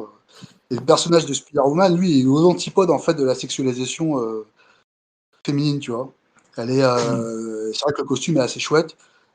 C'est une combinaison, en réalité, qui couvre tout son corps et qui a juste, en fait, la bouche, en fait, qui est découverte. Et c'est vrai que tout d'un coup, tu te dis, tiens, c'est marrant, ils ont créé un personnage féminin qui, finalement, tu vois, est pas hyper sexy, quoi, de base. Ouais, parce qu'elle a même pas les cheveux qui ressortent du masque dans la première occurrence. Hein. C'est vraiment... tout est couvert. Ce qui est intéressant aussi, c'est que c'est pas comparé à Miss Marvel, c'est pas un décalque d'un personnage... enfin, le costume n'est pas le décalque, par exemple, de Spider-Man. Il n'y a pas du tout les mêmes... le code couleur est pas le même. Et ils arrivent à donner le côté arachnéen, mais avec d'autres motifs complètement à l'opposé de ce qu'il y avait sur le costume de Spider-Man. Il n'y a pas l'étoile, il n'y a pas le rouge et le bleu. Voilà, et l'origine est complètement déconnectée de Peter Parker. D'ailleurs, c'est une origine qui va être changée 3-4 fois. Hein, Ah oui, parce que l'origine dans Marvel Spotlight, en gros, c'est une agent qui est enrôlée par Hydra. Hydra, en fait, récupère une femme, en fait, qui est dans un village et qui se fait, en fait, bullshiter par tout le village parce qu'elle elle serait censée avoir des pouvoirs de sorcière. Et Hydra, en fait, la récupère et l'engage et la décide de l'enrôler pour, en fait, tuer et assassiner Nick Fury. Mais dans cette histoire de Marvel Spotlight, en fait, c'est hyper nébuleux. C'est-à-dire qu'il n'y a aucune piste, son nom n'est jamais en fait prononcé. Dans le numéro, d'ailleurs, on l'appelle Arachne, tu vois. Elle est jamais, à un moment donné, on ne sait pas s'il a vraiment un prénom ou pas, si elle a réellement un prénom ou pas. Et comme ça, tout le numéro, hyper nébuleux autour de ses origines, qui en fait sont expliquées par un membre d'Hydra, qui nous dit que c'est le maître de l'évolution en fait qui a créé en fait une humaine à partir de la biologie d'une araignée. Donc elle s'imagine à la fin de l'histoire être en fait une araignée dans le corps d'une humaine. Très bizarre. Ouais, c'est très en lien avec ce qu'il y avait à l'époque. Ce qui marchait chez Marvel et ce qui était un peu en vogue, qui étaient les comics d'horreur. On mixe un peu le côté, le retour de l'horreur traditionnelle façon Tomb of Dracula, et puis il y avait Werewolf by Night, il y avait le Ghost Rider, avec du super-héros plus classique. Et puis ce qui est intéressant, c'est que il mélange ça aussi avec la culture d'espionnage de Marvel, c'est-à-dire qu'il fait quand même revenir des éléments, il mélange Hydra, le maître de l'évolution, enfin c'est assez touffu. Et C'est proche de ce qu'il fait en fait avec Manhunter chez DC, Archie Goodwin. exact. Tout à fait. C'est-à-dire que ouais. Et puis avec ça, Iron Man aussi un petit peu. Ouais. Il mélange un peu SF et espionnage. La série, du coup, elle démarre pas tout de suite. On a Spider-Man qui fait des apparitions dans Marvel 2-in-1. Et là, Marv Wolfman change l'origine, c'est ça? C'est pas tout de suite. En gros, Ouais. personne s'attendait au succès de Spider-Woman dans Marvel Spotlight. Archie Goodwin, même le premier, n'aurait jamais cru que ça allait cartonner. Et finalement, bizarrement, ce numéro-là, qui aurait dû être juste un one-shot, est hyper publicité par les lecteurs, fait de bonnes ventes. Du coup, Goodwin demande à. Du coup, c'est un personnage qui intéresse Marv Wolfman.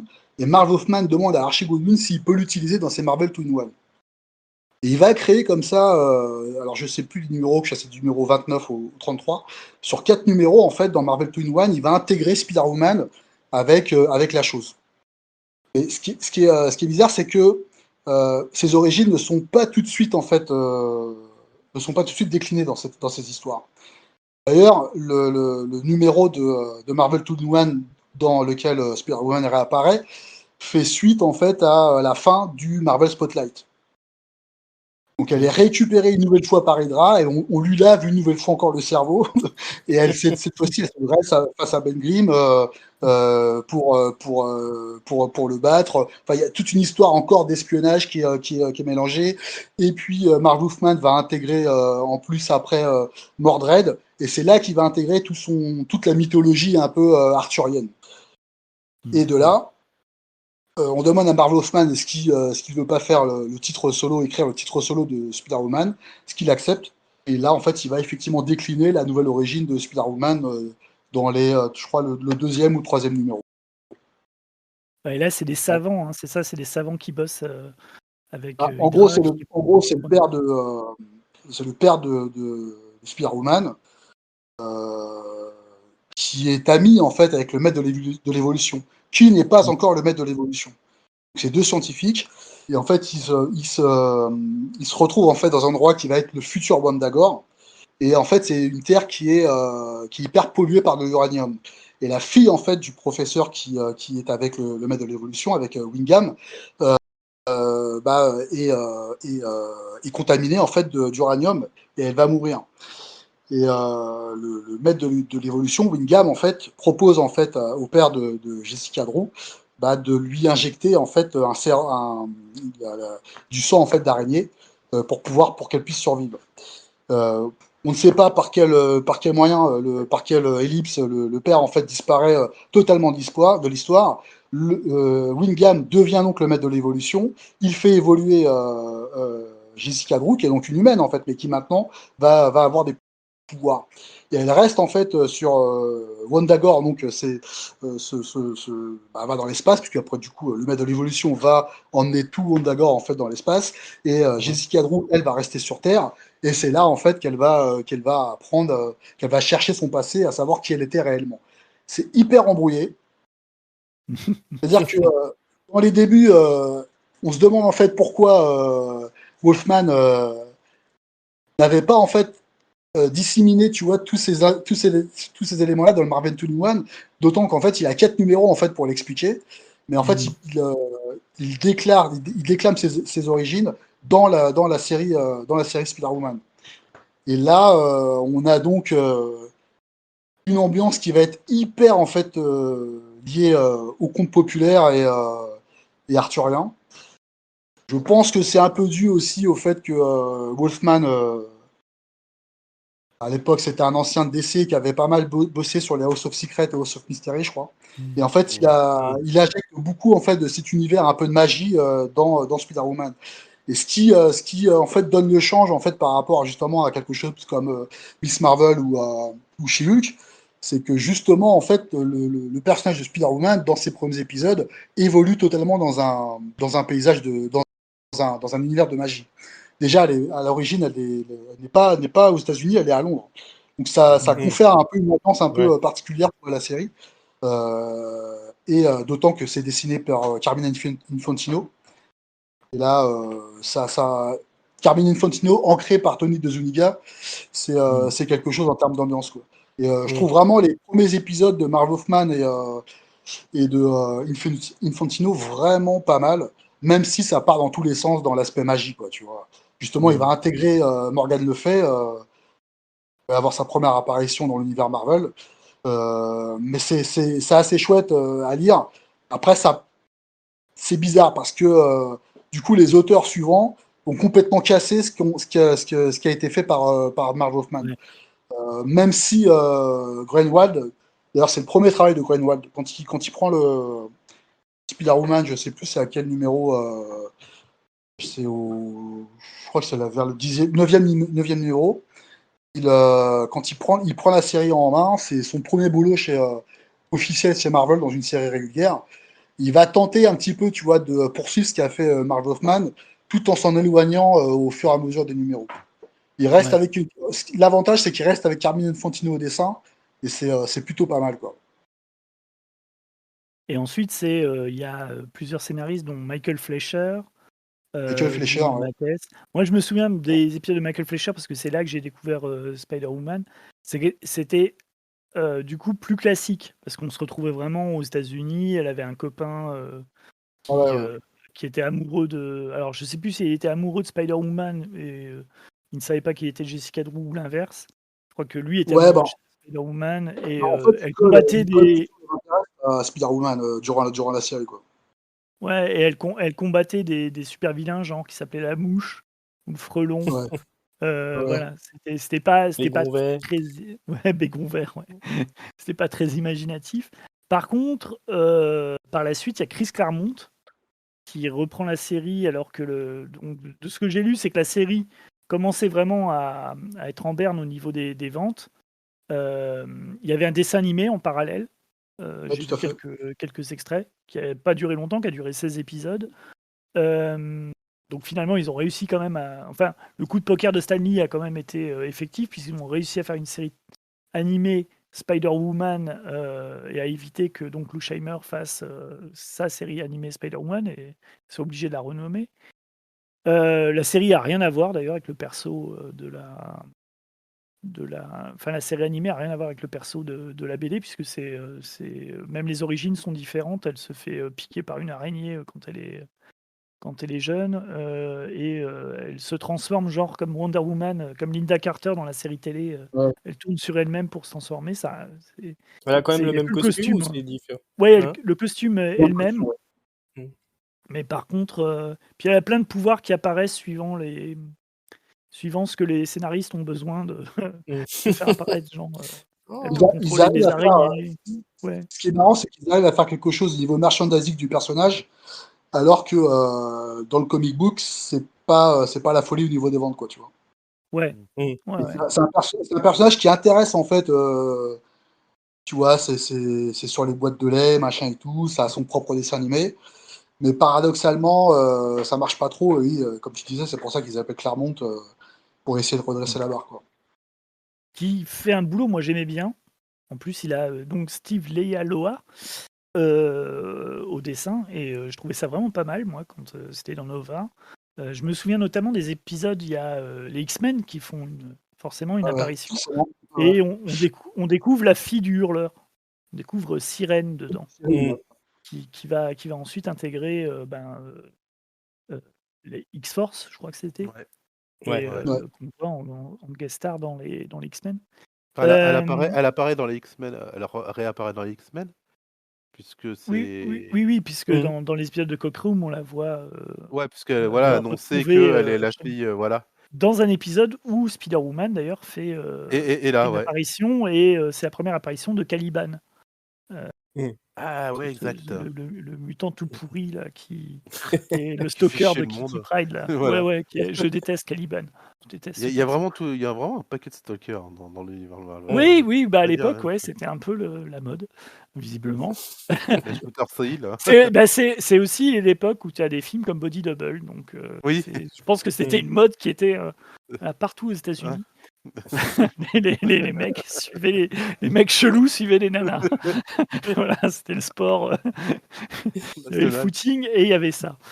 Euh, et du coup, Sur- Claremont de- quitte la série et c'est Anno Senti qui à l'époque qui est éditrice, qui est assistante édito et qui reprend la série sur les derniers épisodes. C'est Brian Postman qui dessine. Alors moi, ce que je disais, c'est que j'ai vraiment un souvenir ultra précis parce que pour l'émission, j'ai relu un petit peu des épisodes de Spider-Woman et notamment j'ai relu un épisode moi, qui m'avait terrifié quand j'étais gosse. C'était l'épisode avec donc Daddy Longlegs avec donc Papa Faucheux dans Nova qui est C'est une donc entrée fracassante d'Anno Senti dans le monde du comics parce que ouais, c'est son premier scénario. la raison pour laquelle le personnage là, dont tu parles en fait devient méchant, en fait c'est un danseur qui est trop petit quoi. Et, oui, il est trop petit pour être danseur, donc du coup il va piquer le sérum de Bill Foster. Il va voir Jarrett Mad. Et il devient en fait il devient trop grand mais trop maigre aussi. Mhm. Et il se bat en dansant. C'est complètement bizarroïde, mais t'as déjà toute l'ambiance que Anno Senti va amener dans ses Daredevil qui sont excellents. Dont on parlera sûrement un jour.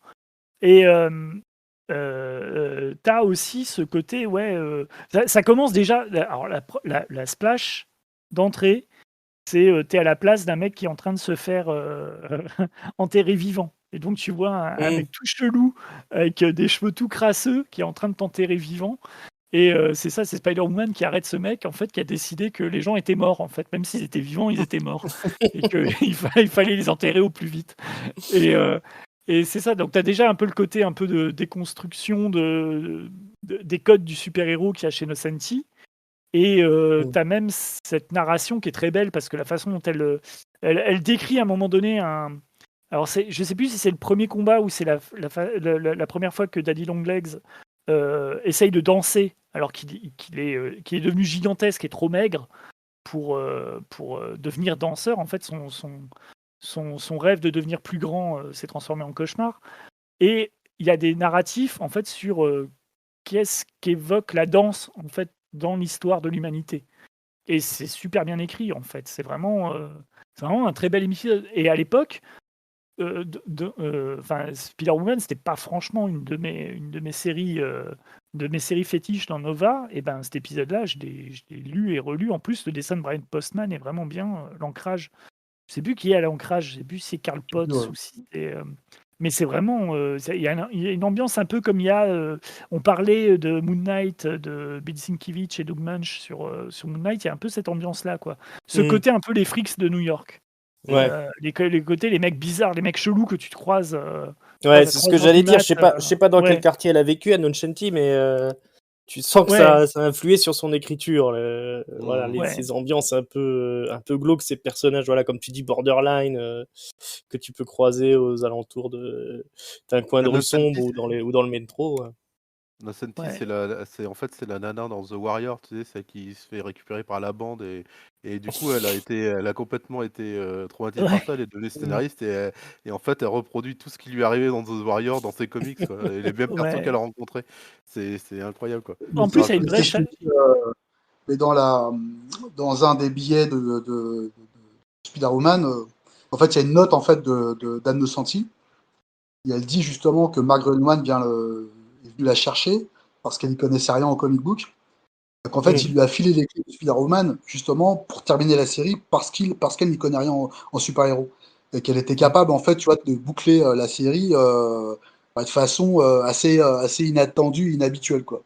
Ce qu'elle fait effectivement parce que même après l'épisode avec Daddy Bidule là, t'as le retour de Gypsy Moth qui est un junkie en fait dans l'épisode quoi. Dans un empire de drogués et tout machin, c'est un truc, c'est très très strange quoi. Après, je suis pas forcément fan des dessins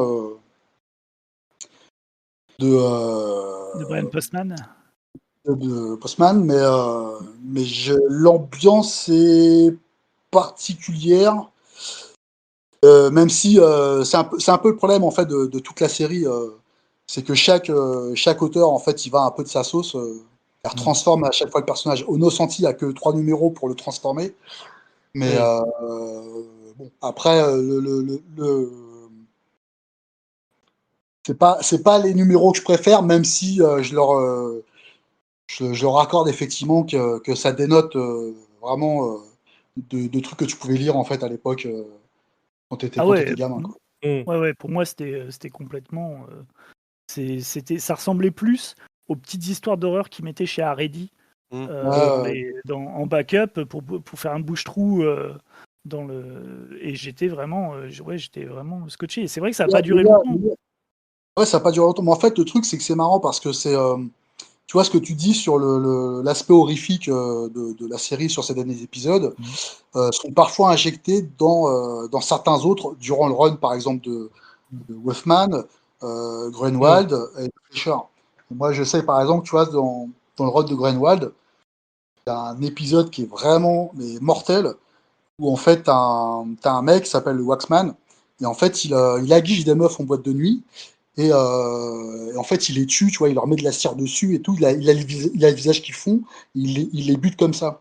Tu sais, c'est hyper glauque comme épisode. D'ailleurs, j'ai vérifié, c'est un des épisodes qui n'a pas été publié par lui à l'époque. Voilà. Ouais. En gros, Spider-Woman, elle se balade en boîte et tout, machin, et elle se fait draguer par un mec. Le mec, c'est The Waxman. Il essaye de la choper. Et puis, bon, bah, ça marche pas parce qu'évidemment, c'est Spider-Woman. Entre-temps, du coup, il va choper une autre nana dans une boîte de nuit et bon, il la bute, machin. Bon, t'imagines qu'il a dû l'agresser sexuellement. C'est hyper glauque. Ça rappelle un tout petit peu, mais alors vraiment un tout petit peu, le fameux Clayface de Len Wein. Oui.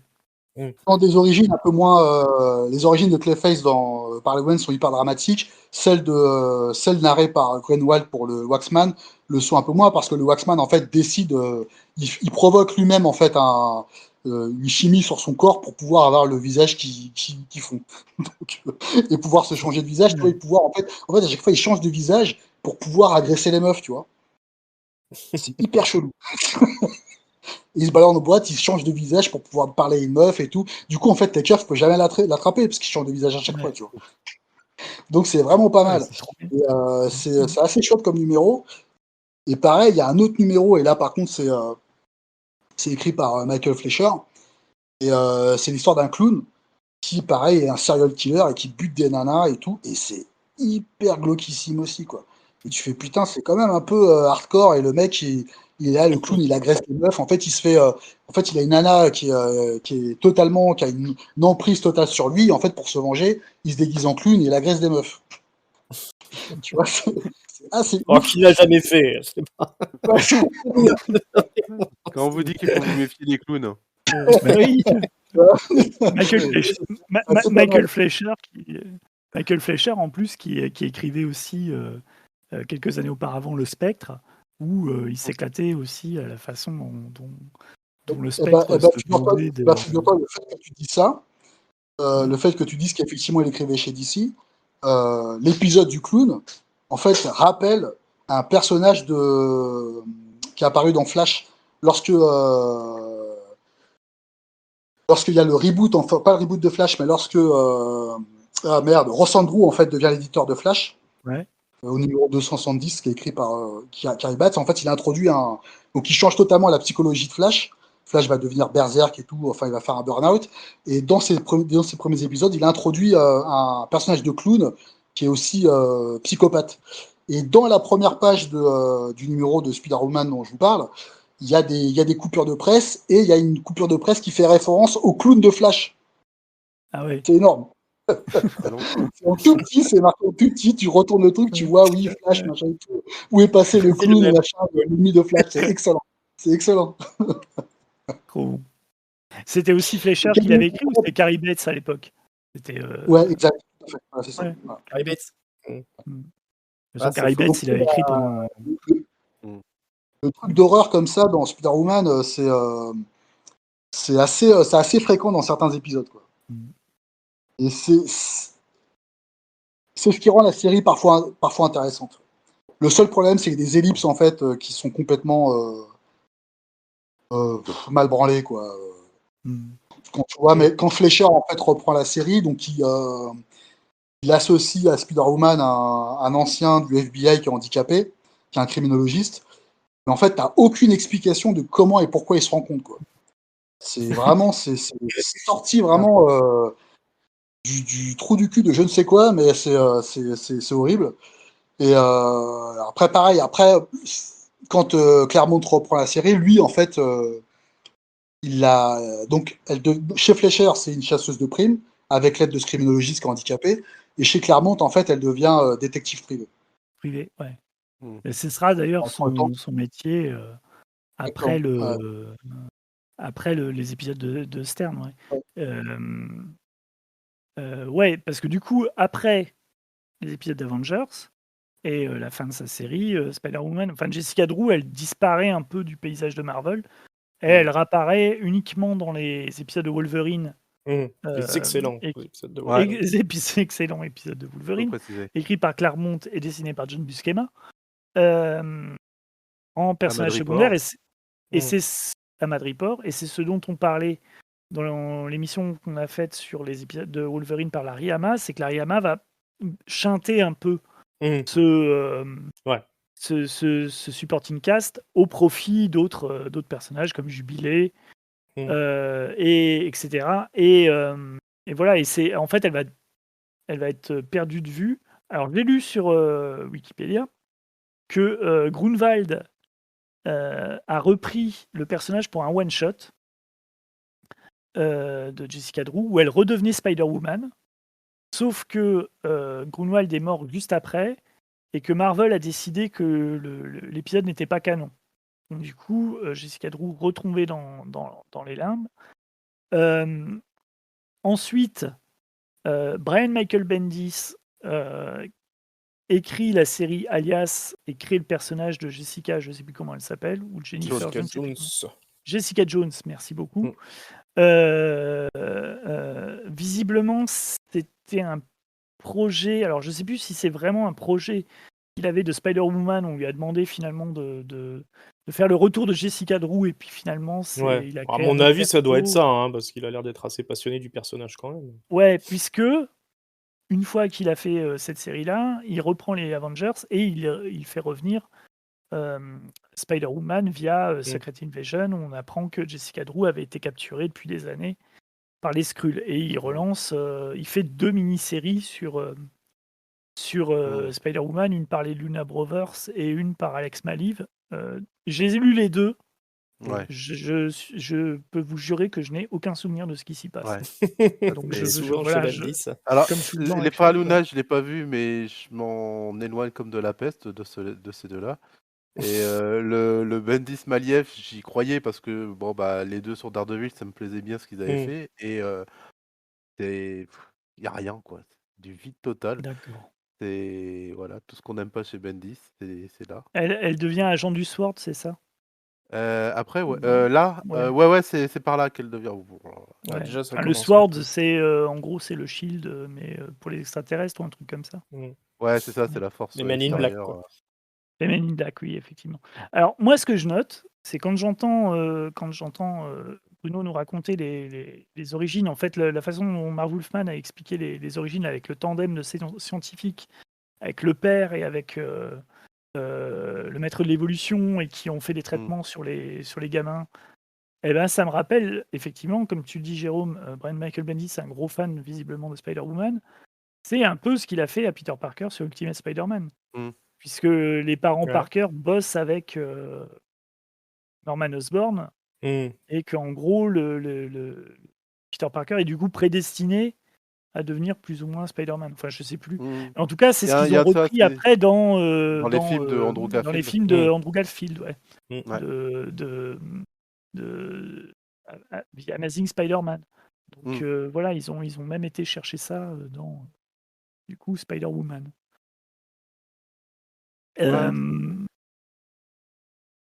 Voilà, il y a eu d'autres Spider-Woman.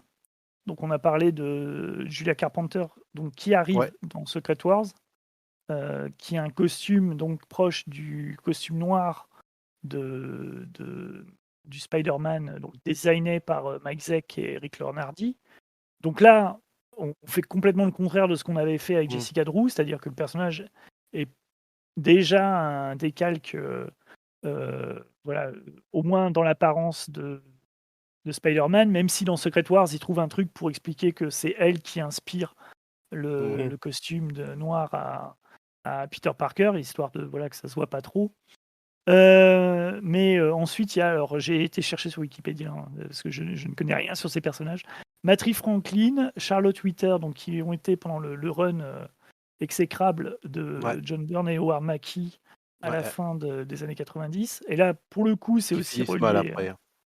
Ouais. Bah, Matty Euh, Franklin, je crois qu'on la voit d'ailleurs dans Alias, et elle est manipulée par Violet l'homme même, je pour. crois. Mm. Ouais. Oui, ouais, Ouais. l'esclave Par sexuelle de Ouais, l'homme ouais, ouais. pour. l'homme Ouais, pourpre. ouais, ouais, ouais. Et puis Ouais, après, ouais. il la réutilise vers avec une secte et tout pour piquer ses pouvoirs, et tout, un peu avant qui que Straczynski arrive, je crois, où il règle tous les trucs. Enfin, ça D'accord. devient un peu n'importe quoi, hein, tous les pseudo Ouais. Spider-Woman après. Hein.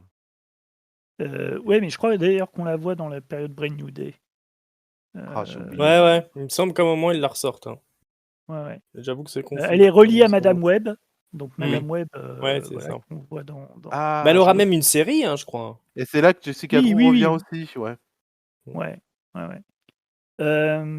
Et puis il y a aussi donc en autre Spider-Woman, il y a le clone de Peter Parker dans Ultimate Spider-Man. Parce qu'il y a un clone Mm. féminin Mm. qui devient Spider-Woman. Et il y a la Spider-Woman donc préférée de Bruno, qui est Spider-Gwen, qui est dans une autre dimension, qui est Gwen Stacy, qui devient Spider-Man à la place de Peter Parker. Et donc qu'on a vu dans Into the Spider-Verse. Voilà, d'autres Spider-Woman, mais qui du coup, comparés à Jessica Drew, ont tous plus ou moins un lien avec, Oui.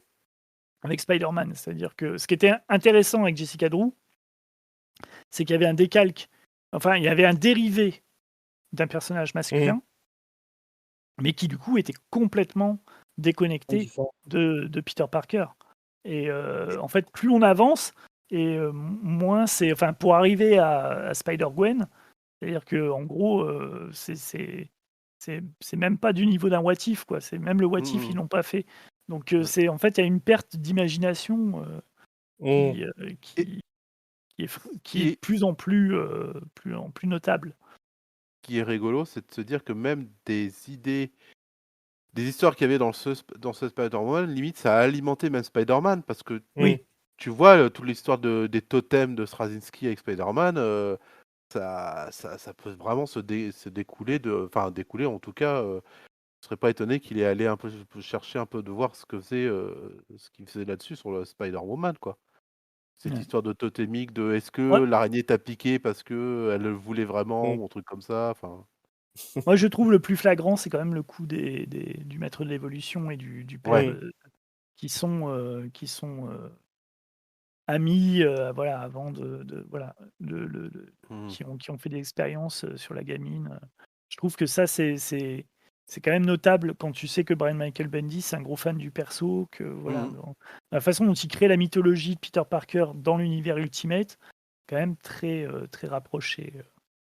On a peut-être fait le tour sur Spider-Woman. Est-ce que tu veux rajouter quelque chose, Bruno sur, Non, parfait. Juste, Ouais. effectivement, et on apprend aussi dans le run de Claremont que Viper est la mère de Spider-Woman. Ouais. Ce qui est totalement non-sensique parce que dans les épisodes de Claremont, quand Claremont raconte l'origine de Spider-Woman, on voit la mère de Spider-Woman mourir. Ah oui, mais bon. Elle a été rééditée, cette série, ou pas, je Ouais, sais en plus. Essential. Ah, ouais. Ouais, en Essential. Il y a 2 volumes. D'accord. Essential Spider-Woman 1 et volume 2. D'accord. Mais je crois que par contre, ouais, ils l'ont pas réédité en omnibus, Ouais. en choses comme ça. T'as rien de. Et peut-être Alors, aussi, elle est peut-être en Masterworks aussi. Hein. Ouais, il me semble Ah qu'il ouais. y a deux Il me semble, Masterwork. exact. Mais c'est vrai aussi que c'est intéressant parce que on n'a toujours pas vu Spider-Woman dans le MCU, et c'est peut-être un des personnages qui est dans dans le deal fait, le deal magnifiquement réalisé avec Sony, qui interdit à Marvel d'utiliser tous les personnages qui sortent de l'univers Spider-Man. Sauf que là, Spider-Woman, pour le coup, c'est un personnage qui n'est pas Qui n'est pas associé. directement associé, ouais. Mm, Ouais. Mais bon, ils pourront faire un film de plus qui se croûtera au box-office chez Sony. Ce que j'allais dire, ce serait intéressant de les voir sortir un film, mais au vu de Morbius et Venom, Ouais, ils peuvent attends, aussi s'abstenir. On leur en Craven, voudra ouais. pas. on n'a pas vu Craven. Hein. On n'a pas vu Craven. Ne préjugeons de rien. Hein. Tout peut Ah, arriver. mais j'ai vu Morbius, hein. C'est le jeu de la vie. Falloir s'excuser après ça, hein, quand même. Oh, monsieur, si on devait s'excuser pour tous les mauvais films qui sortent. On va terminer avec l'ennemi juré de Spider-Man, c'est Morgan Le Fay, qui est un personnage qui est intéressant parce qu'elle est apparue dans 2 intrigues donc, qui sont reliées un peu aux Avengers, puisque on fait quand même une émission sur les Avengers. Notamment des épisodes cultes écrits par David Michelini et Bob Layton et dessinés par John Romita Jr. et Bob Layton, où Iron Man et le Docteur Fatalis sont envoyés au Moyen-Âge Ils sont et géniaux. combattent Morgane, l'enchanteresse, Morgan Le Fay. Qu'est-ce qu'on peut dire de ces 2 épisodes-là que c'est super, que Sam Raimi il a repompé plein de trucs pour l'armée des ténèbres. Un petit peu, ouais. Non, ils sont super. Moi, j'adore cette idée d'avoir fait d'allier Fatalis et Iron Man. Il y a vraiment, je trouve que c'est 2 caractères qui peuvent, pour le coup, tu peux faire un buddy movie génial quoi avec eux. Et ça fonctionne super bien. Il y a vraiment une alchimie totale. Et plus en termes de look, Bob Layton, Romita Jr. à l'époque, putain, mais bon, les armures sont magnifiques, tout ça. Et puis l'intrigue était cool. J'aime bien que Fatalis l'appelle tout le temps Laquais.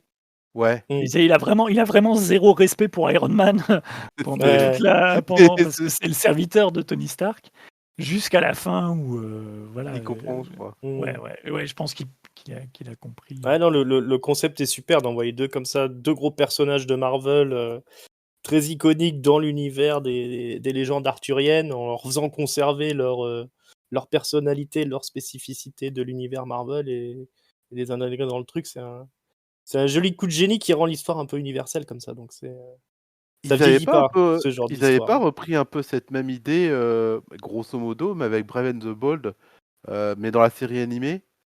Il me Tu sais, semble qu'il y a un il n'y a épisode pas un comme ça. épisode, tu sais, où tu as Merlin qui vient chercher Batman et Green Arrow. Et alors, c'est un peu différent, tu vois, mais il y a quand même cette idée de faire, Oui, mais de toute façon, avec une opposition. En plus, c'était celui qui devenait, celui qui est le plus noble pourra soulever Excalibur ou un truc comme ça. Mais c'est à la base, c'est un roman fantastique. C'est comment ça s'appelle? Un Américain à la cour du roi Arthur. Ah, mais oui, exact. Ouais, tout à fait. Voilà, ils ont repris le principe de départ. Il y aura une suite aussi plus tard. Ouais, qui est moins bien. Dans un futur comme ça. Exactement. Mais toujours Michelini, Layton et Romita Jr. D'ailleurs, c'est quand ils reviennent sur la série dans les années 80. Ouais, c'est pas Romita Jr., c'est Layton tout seul au dessin. Ah oui, autant pour moi. Ou Jackson Guice, non? C'est pas Jackson Guice qui dessine Non, Guice, il est déjà plus sur le. Ouais, il est déjà plus sur le titre. Ouais, je crois que c'est Layton tout seul. C'est ce qui fait que c'est un peu gras. Ouais. Mais moi, j'apprécie bien encore ces épisodes, mais c'est sûr qu'ils sont moins bien que la première saga. Je trouve de toute façon la deuxième période de Layton et Michelini, moi j'aime beaucoup tout ce qui est jusqu'à ce qu'il y ait la nouvelle armure. Ouais. Bien Armor Wars. Après ça se tasse un peu. Après quand il se fait tirer dessus, c'est pas. Ouais, je trouve que ça reste quand même mieux que tout ce qui a été fait après. Non, mais il y a le Run de Bird qui est vachement bien. Ouais, le il y a le Run de John Byrne après. Ouais. Et après, c'est pourri, on est d'accord. Après, Iron Man, il mange, Voilà. Il mange. Il faudra le retrouver dans les films pour que c'est ça. un peu de gloire. Et puis, autre apparition notable de Morgan Le Fay, c'est dans les Avengers numéro 1 à 3 du 3e volume des Avengers, donc celui qui sort juste après Heroes Reborn de Sinistre Mémoire, et qui fait partie de Heroes Return, donc scénarisé par Kurt Busiek, dessiné par George Pérez, où là, George Pérez s'amuse à faire toute l'équipe des Avengers, mais alors toute l'équipe, c'est-à-dire que tous les membres des Avengers sont recréés façon Moyen-Âge. parce que Morgan Le Fay a changé la réalité et il se retrouve dans un monde arthurien. Voilà, c'est c'est vraiment significatif de tout le run de Busiek et Perez, c'est-à-dire que c'est vraiment Perez s'éclate. Mmh. Pour moi, c'est Ouais. vraiment. C'est là où C'est- ils envoient les équipes sont dispersées. En fait, elles sont toutes plus ou moins. C'est plus ou moins des équipes qui sont constituées en fonction de chaque époque. Ouais, ça c'est dans le Euh, numéro 1, ouais. Ouais, ouais. C'est dans le premier, c'est pas encore. Ouais, ouais. Pas face Ouais, à ouais. Morgan Lafay. C'est Ouais, mais après, alors, en fait, ça c'est dans le je ne premier. sais Il y a plus il y a maintenant. il y a des monstres qui apparaissent Ouais, aux quatre coins du globe et on envoie en fait tous les Avengers en façon de Justice mini-équipe. League. Mmh. Ouais, façon de Justice League en mini-équipe. Et effectivement, les mini-équipes représentent à chaque fois une partie du run, enfin une époque précise Mmh. des Avengers. Ouais. Et, mais à la fin de l'épisode, la réalité est Ouais, la modifiée. réalité est Et changée. ensuite, Puis ils se retrouvent au Moyen-Âge. il se retrouve au Moyen-Âge. Et en fait, ce qui est intéressant, c'est que les premiers à se réveiller, c'est les gens les plus. Enfin, c'est les membres de l'équipe les plus attachés au concept de Vengeur. Mmh. Donc, tu as Captain America, tu as eu de Faucon, mais tu as aussi Monica Rambeau. Ouais. C'est tous les. C'est plus ou moins tous les leaders quoi, de l'équipe, puisque tu as la Guêpe, Mmh. et après, ils se retrouvent face au reste des Avengers qui sont beaucoup plus nombreux. C'est-à-dire les membres qui sont là souvent parce qu'ils ont vu de la lumière quand. Voilà. Et ils sont dirigés par Iron Man qui lui est dans un trip complètement arthurien, donc il veut pas se réveiller en fait. Mmh. Il trouve ça super cool d'être un chevalier. Ouais. Voilà. Ah, ils sont très Est-ce bons que ces épisodes-là. Hein. C'est peut-être Ouais. les meilleurs du run. Ouais, de j'aime bien les Busiek épisodes et- j'aime bien la baston avec Ultron est assez jolie. Ouais, il y a même si ceux-là j'aime- aussi, ouais, qui sont vraiment bons aussi. Mais c'est vrai que pour moi, les épisodes, c'est un peu décevant du point de vue du scénario. Par contre, le dessin, bon ben voilà, c'est notre regretté. Bah, c'est quand ils Georges commencent à Pérez. ramener des nouveaux membres, Busiek, que ça commence à. Ouais. Ça Bah, les tombe un nouveaux peu. Hein. membres, Ces créations, elles sont pas terribles. Hein. non. C'est- je Triathlon sais pas si et- on verra Triathlon et Silverclaw dans. Peut-être dans Avengers MCU. 5, Ouais. réalisé par. Et dans Avengers 6. Bon, on a déjà Star Fox. Ouais. On sait jamais. Ah, tout on peut surveiller de rien maintenant. Ouais. On pourra avoir Deathcry. Ouais. Et Bruno, toi, tu aimes bien ces épisodes où soit les Iron Man, soit les Avengers. Sur les Iron Man, Mm. c'est un classique shit, hein, comme on dit. Hein. Ouais, C'est incontournable. indispensable. Hein Indispensable. Ah, c'est indispensable, c'est clair. Ces deux épisodes qui sont magnifiques. C'est à lire, relire. D'ailleurs, c'est marrant parce que t'as toujours l'impression, en fait, de quand tu. Des épisodes, tu sais, t'as un peu peur de les relire, tu sais, t'as peur que ça te tombe entre les mains, tu te dis, ah, putain, en fait, c'était à chier. Quoi. Et en fait, là, ils ont une patate de ouf. Et puis, tu sais, les interactions entre. Quand ils décident de s'associer pour s'aider, justement, pour revenir sur Terre dans le présent, Doom et Iron Man, tu vois, et tout, les cases, le découpage et tout, c'est mortel, quoi. C'est mortel. C'est une énergie de malade mental, quoi. Ouais, 149, 150, là, c'est vraiment.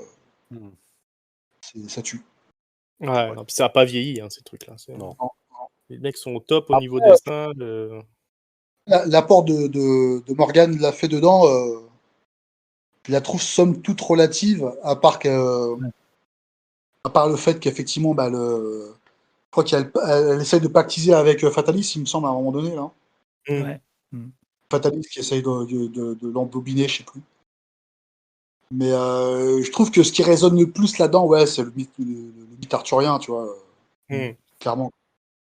Le personnage de Morgan Le Fay, je trouve juste, quoi, c'est la bad guy des deux numéros. Ouais, parce qu'il fallait qu'il y ait une méchante ou un méchant. Bah, c'est un peu le rôle auquel elle est attribuée quasiment à chacune de ses apparitions, en fait. Mais je pense que ça vient de. C'est ce que tu disais quand tu parlais de Wolfman sur Spider-Woman, qui réintégrait plutôt un espèce d'esprit DC Comics qui venait à la base de DC Comics, tu sens que il met le personnage de Morgan Le Fay en réponse à ce qu'a fait Jack Kirby sur le démon, dans lequel il y a aussi Morgan. Parfois, c'est vrai.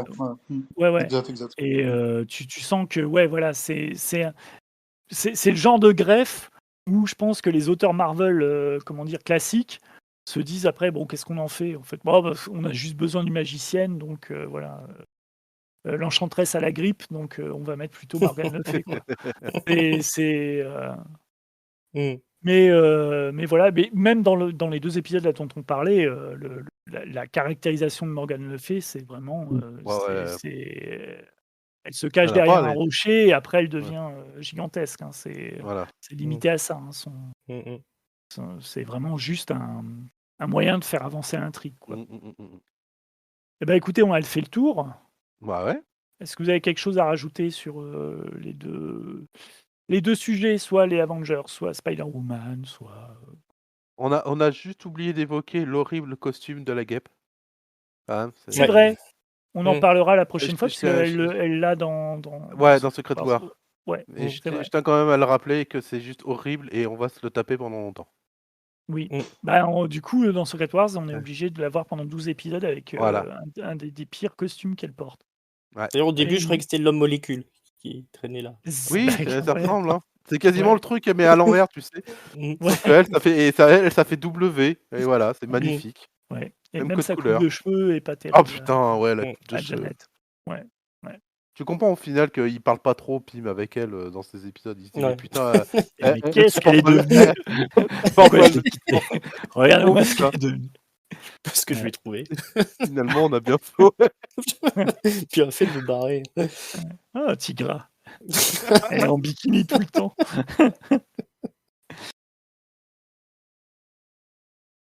Eh ben, on parlera de cet ignoble costume la prochaine fois, puisque dans le prochain épisode, on parlera de Avengers 242 et 243, les numéros qui encadrent les débuts, le numéro 1 de la mini-série, enfin de la maxi-série du premier crossover d'envergure de Marvel, qui est nul autre que Secret Wars de Jim Shooter, Mike Zeck et Bob Layton.